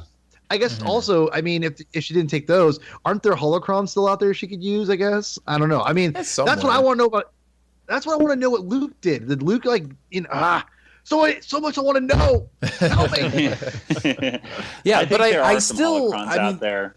Even if Yoda knew that she took the books with her, I still love the fact that he's the one, having been the Grand Master of the Jedi Order before, when they were sort of at the height of their power, and when they placed so much emphasis on books and holocrons and ancient teachings and knowledge and all that kind of stuff, for Yoda to be the one to kind of come around and realize, like, that's not what's important. Like, the Jedi Order isn't a bunch of books and holocrons and stuff. It's, people using the Force for good. And, like, Rey can carry on this fight. And, like, she, your lessons and wisdom and teaching is going to be, way more valuable to her than like a bunch of dusty old books.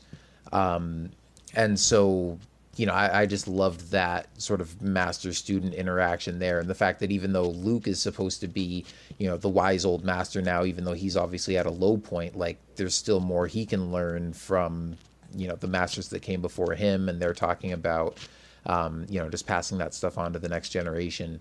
And then, of course, hearing Yoda's theme again, really kind of just, it stirs your soul as a Star Wars fan. And just that final shot of that scene where they're sitting there together, just watching the tree burn, and there was something just so peaceful about it that I just loved so much.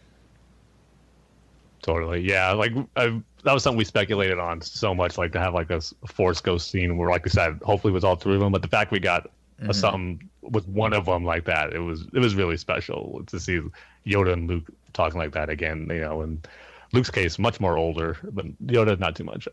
Yeah. But yeah, it was just a great way to kick Luke back into gear, so to speak, and have him do what he did at the ending, coming from Yoda. So yeah, and that's actually the last time you see Luke in the movie before he shows up on Crate at the end. Yeah, that's true. Yeah, it kind of felt like a while that we haven't seen Luke since once he shows up. I was kind of like, yeah, okay, yeah, he's back. Thankfully, that wasn't the last we saw of him. Mm-hmm.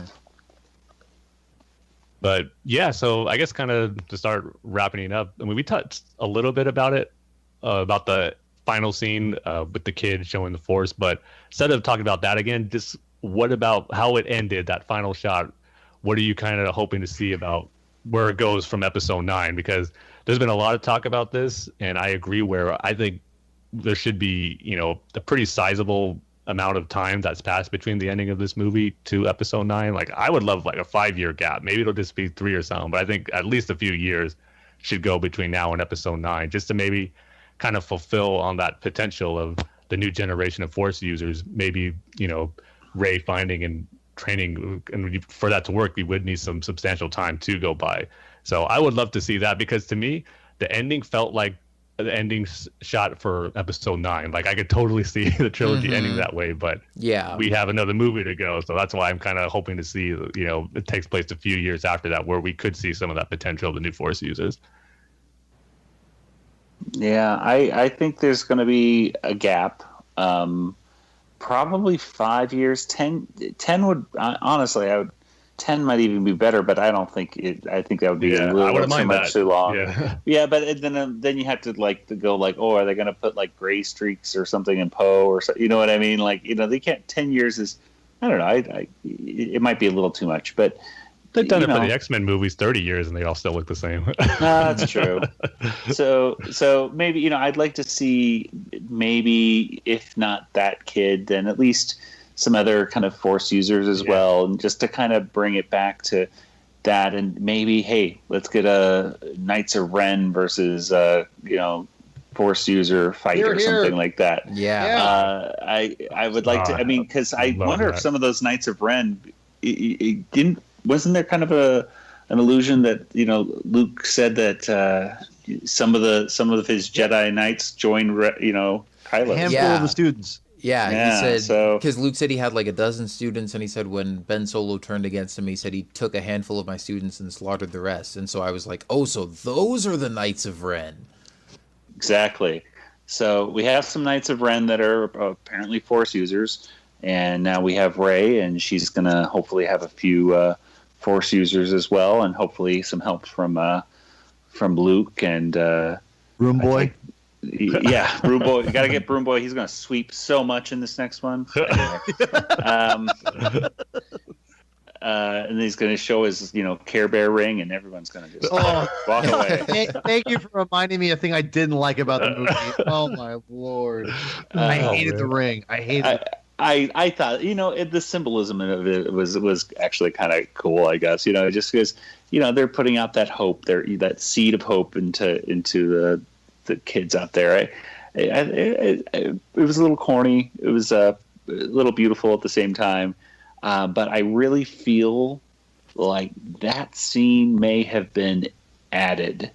I really got the sense that was added after Carrie had died, because it really does feel like that class photo kind of ending, doesn't it? Right when they're on the Falcon, and you think, and they're going to end right there, and nope. We have this little scene right here. And that to me kind of felt to me like maybe that was added on just to say, like, this way we can kind of wait, say, 5 years down the road, Princess Leia has died of natural causes in some way. And now here we are, and there's a new generation of rebellious people joining the resistance, and yada, yada, yada, just to kind of leave us on that note. But who knows? Rian Johnson, from the very first moment, had just said, you know what, you think you're going to get this movie? I'm going to bend the rules in every way I can. From the moment where Luke chucks that lightsaber over his shoulder to the very end of the movie, where you think it's going to end on the Millennium Falcon, just like all the other films have ended. And he says, nope, I'm not ending it that way. And I thought it was a brave decision. I thought it was... as much as I don't want to go off on like a bash Lord of the Rings or anything like that, but it did feel like a little added epilogue that didn't necessarily feel like it was needed. Like, here's an ending, now here's another ending. Mm-hmm. At least there wasn't like two or three more of them. But yes. But it was a good ending. It made me just wonder what's going to happen next, and I think that's good. Yeah, I think. To me, it didn't feel... I don't think they added that after Carrie Fisher passed. And I actually do have a theory. And I mean, we didn't even talk about her role in this movie, but I mean, she was definitely another high point. And all the performances were so great, but, Carrie Fisher's Leia definitely, it's obviously unfortunate that it had to be her last performance, but I think it's definitely one that, she's going to be remembered for. But the scene where, the TIE fighters blow up the bridge and Leia gets sucked out into space and then actually like wakes up in space and uses the Force to pull herself back into the ship, I think they added that after the fact, because first of all, they have like a close up on her face while she's floating in space and it looks CG. And I couldn't help but feel like, I mean, especially since we'd heard all these rumors and stuff that she was supposed to have the biggest role in episode 9. and that maybe we might get to finally see her force powers on display or something. I was like, well, I wonder if they weren't originally going to do that in this movie, that maybe the bridge was going to get blown up and she was going to somehow hold on and like be the only one to not get sucked out into space in the first place. And they said like, oh, well, maybe let's see if we can add in a shot real quick where we can like show off her force powers, since we won't get to do that in episode 9 now. So I kind of felt like that might have been tacked on at the last minute. And I wasn't quite sure how I felt about that. I mean, it felt a little superhero-y or like Guardians of the Galaxy-ish kind of, but at the same time, I mean, I did love that we finally got to see her use force powers aside from just like mentally communicating with Luke.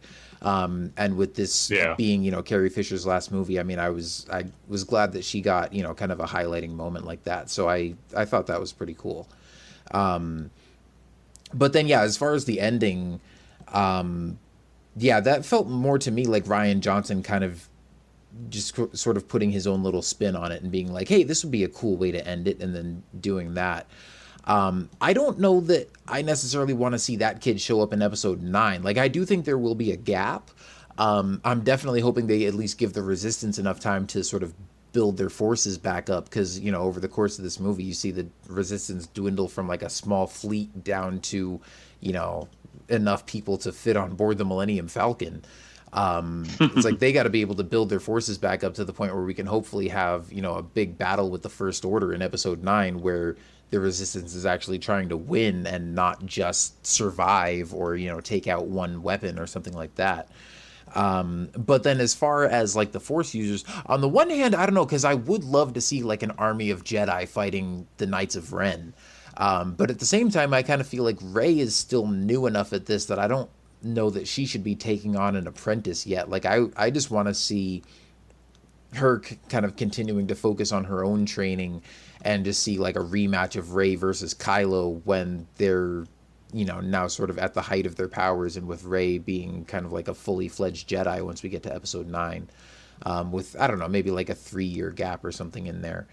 But at the same time, I mean, I don't know, maybe she'll find other sort of young adults who are like, you know, strong with the Force like she was. But yeah, I don't know about like sort of taking on kids and starting a whole sort of Jedi training program and stuff like that. But I think, for me, I thought that last scene was more of a setup for potentially like beyond episode 9. And also just to say that like when Luke says, I will not be the last Jedi, and you see Rey, it's like, well, now we know going forward, like Rey isn't going to be the last Jedi either. Like there are other Force sensitive kids out there who have hope for, you know, becoming the next generation of Jedi, and who are going to grow up hearing these stories about Luke Skywalker and being like, man, I want to follow in his footsteps. So that to me was more sort of that symbolism of that last scene of just sort of like a hope for the future. And maybe we'll see that materialize somewhere down the line. And who knows, maybe that kid might end up being the protagonist of the trilogy that Rian Johnson is going to be directing. But I think that was more sort of just a setup for, you know, potential cool things that could come down the line, and not necessarily like a tie-in for where episode 9 is going to pick up. Yeah, what about you, Paul? Yeah, I'm kind of the same lines as what Joy was talking about, and I think that I want to think the Knights of Ren are going to be involved, because one, Kylo doesn't have any supporters. I mean, him and Rey killed all the Praetorian guards, so he needs to have probably some elite people protecting him, you know, that are dedicated to him. Yeah. One, I'm assuming Rey is going to have, Force users with her, because they basically set that up at the very end of the freaking movie. So I'm hoping they, but at the same time, since they're making this up as they go along, who knows at this point? I'm hoping they're going to give us something like that. I mean, I'm with Kyle though. Like, it's going to be hard for her to train people when she barely is learning it herself. But maybe that's kind of the beauty of this new Jedi regime, that they're going to kind of figure it out as they go, kind of like they're doing the sequel trilogy. So maybe it's kind of like it's super meta, There you go. I don't know. So personally, I would love to see Knights of Ren versus like a full-on like big battle between the two Darksiders versus Lightsiders, if you will. That'd be really freaking cool, especially because Knights of Ren looks so awesome. I mean, like they're visually cool. I mean, you'd sell 1 million toys of it.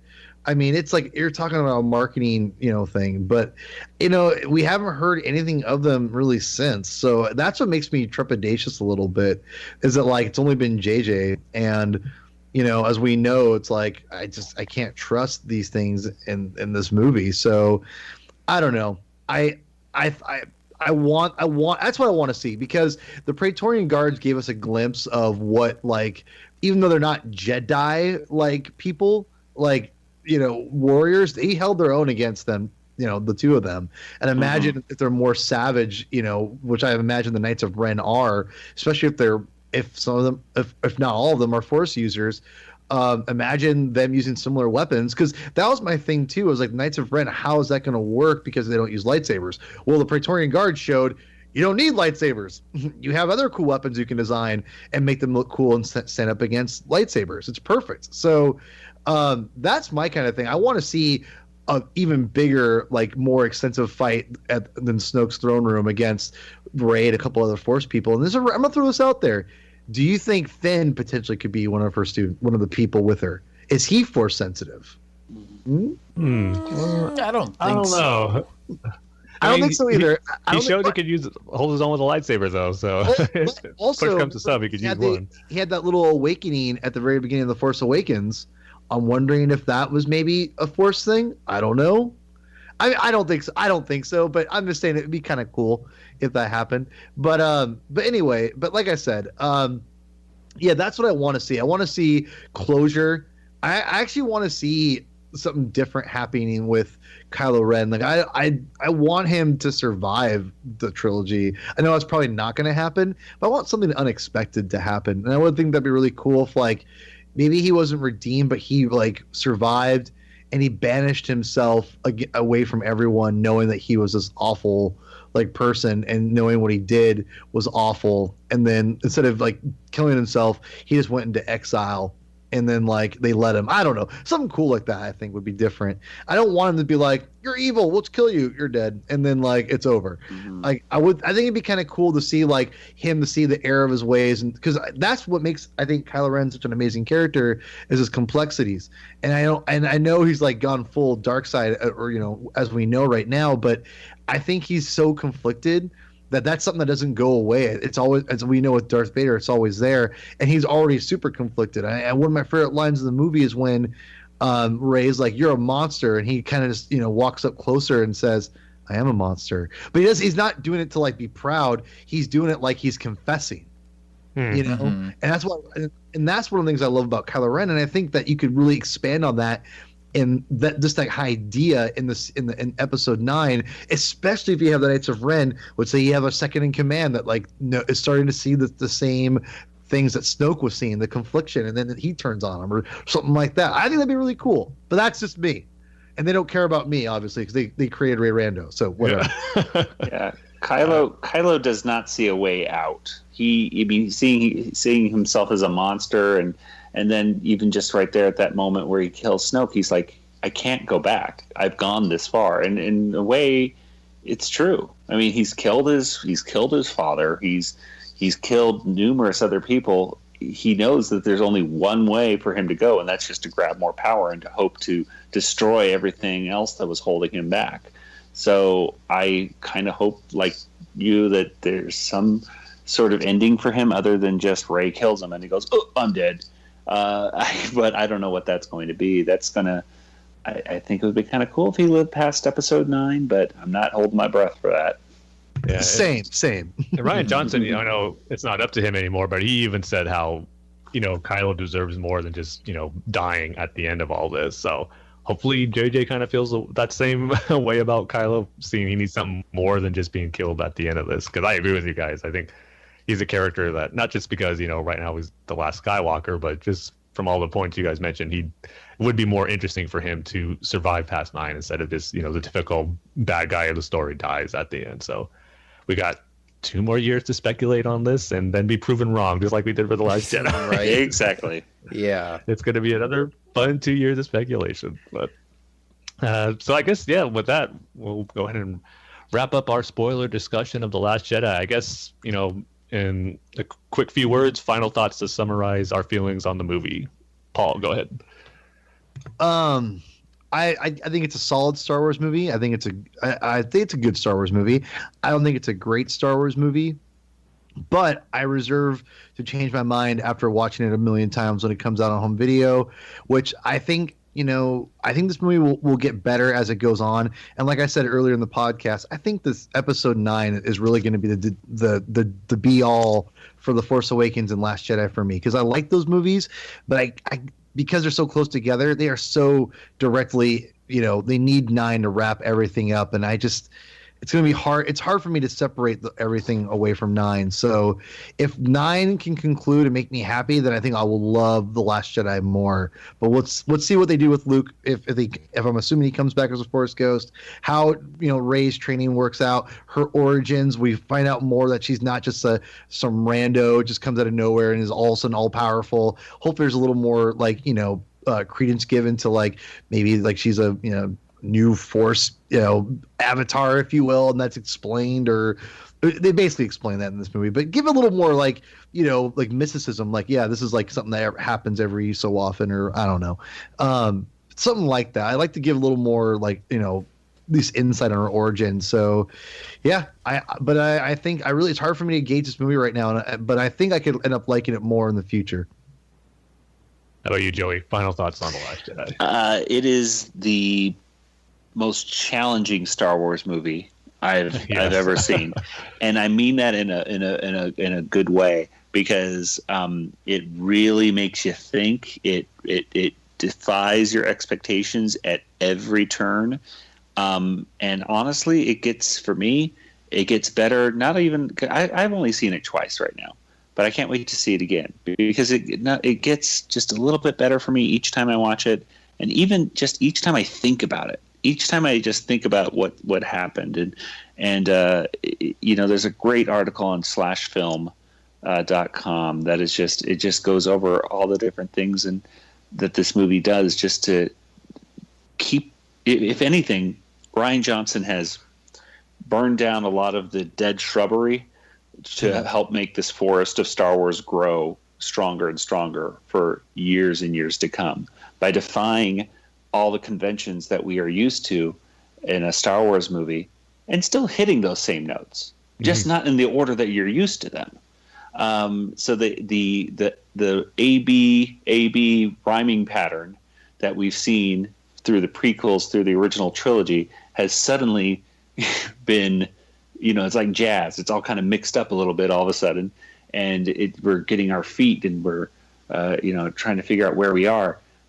I'm excited. I'm anxious to see what future holds for Star Wars, and I think it's going to be a fun ride. Yeah. And how about you, Kyle? Yeah. Man, these aren't even my final thoughts, because as I'm thinking about this, I'm like, oh man, I wanted to mention that and talk about that and yada yada yada. And I can't wait till Tim and I get to record an even longer podcast about this later this week. But yeah, I liked it a lot. And Joey, I think you pretty much hit it right on the head. It's a very bold movie. It's not what a lot of us were expecting, but I think it was really well done. And I loved it. I love that there's so much to sort of chew on and think about, and you can kind of gain a new perspective on it every time you see it. And as I said earlier, I thought going into this movie that I was going to freaking hate it if Luke ended up dying at the end, and I ended up being totally okay with that and loving the movie anyway. So, I think just on that note, I would, give props to Rian Johnson for doing a lot of unexpected things that maybe aren't exactly what fans thought they wanted, but ending up doing it in a way that, was really well done and ended up, serving the story and the characters really well. Yeah, so like I said at the beginning, it took 2 viewings for me to kind of fully accept and embrace some of the new and different things that The Last Jedi told with its story and its direction it took its characters. But while I might not be 100% on board with all of them just yet, I do appreciate the story they're telling here. And like you said, Kyle, it's told really, really well. And there's a lot of great moments in here mixed in, more. When I first saw the movie, I was like, man, there's more negatives to it than positives for me. But after seeing it a second time and meditating on it, thinking about it all this whole weekend, the positives definitely outweigh the negatives I now have for this movie. So yeah, I'm just looking forward to seeing it many more times. And then just even looking back on the old movies now, knowing where things end up for certain characters and the way the story goes is going to be interesting to watch, the previous 7, or I should say 8, including Rogue One. So, yeah, it's going to be fun. Like I said, watching the theater, and then when it finally comes home on Blu-ray and all that, just really dissecting it and just watching him back to back with the other movies is going to be interesting to see how it all flows with that too, knowing how different it is. So, yeah. Last Jedi is finally here, and yeah, we asked for a different Star Wars movie, and we got it. So I guess we definitely delivered on that front. But absolutely.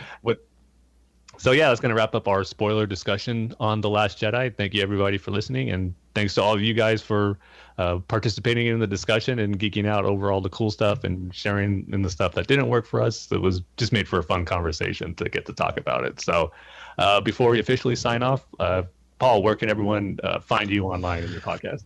You can find me on Twitter at Hermann22 with 2 N's, aka P Thug. You can also find my Star Wars podcast at Blaster Cannon Pod, where we'll be I'll do a more extensive review with my other cohorts. So I'm very excited about that. And also, you'll see me soon do another review for the Last Jedi on Batman on Film. On their Stadio Special Star Wars podcast. So I'll be on all that, and check it out, please, and I'll see you around. Cool. How about you, Joey? Well, I'm on Twitter as Joey in Tucson, but that's boring. I never tweet. So you should check out the Animaniacast instead. The Animaniacast is just a podcast that's dedicated to talking about Animaniacs, and we're on Twitter and Facebook and Instagram and all that, but we're on your iTunes and whatever feeds as well as a podcast, and we talk about every episode of Animaniacs, and we even have the creator of the show, Tom Ruger, on every now and then. He'll be coming up in a few weeks with a very special guest as well, so I'm excited to bring that to all the fans of that show. It's a lot of fun. Yeah, I got to vouch for those Tom Ruger episodes. He brings up some really good insight and stuff I never heard about and knew about before with the show. It's really cool. Exclusive audio that hadn't been heard for 25 years. He has all the auditions for Wacko and Pinky and the Brain and all this stuff. It's just it blew my mind. It's fantastic stuff. Yeah, awesome. And Kyle, do you want to, I guess, say where everyone can find our podcast and all that good stuff? Yeah, so you can hear Tim and I continuing to talk about all this Star Wars goodness over on Star Wars The Saga Continues here on the ThunderQuack Network. You can find us on Facebook and Twitter and all that kind of stuff. Just look for Star Wars The Saga Continues. We will be recording again later this week, doing, like I said, probably an even longer episode than this, breaking down every little nook and cranny of The Last Jedi and, what we thought about it, and looking forward to the future of Star Wars. So, we always have an awesome time talking about just the movies and everything on there, and speculating and coming up with theories and talking about the news and all that kind of stuff. So definitely looking forward to breaking down the movie again on there, and hope you guys check it out. Yep, should be lots of fun. And as always, you could check out the ThunderQuack website at thunderquack.com to hear our podcast and all the other great podcasts that are part of the ThunderQuack Podcast Network. And if you want to help support our podcast and all the other ones, you can head over to Patreon at patreon.com/ThunderQuack to, support in any way you can to get some cool perks with that as well. So, and we always appreciate for all our Patreon supporters and to help, keep up the shows that we're able to produce on the network. So it's much appreciated. And with that, I guess we'll officially sign off. So thank you, everybody, for listening, and we'll see you next time.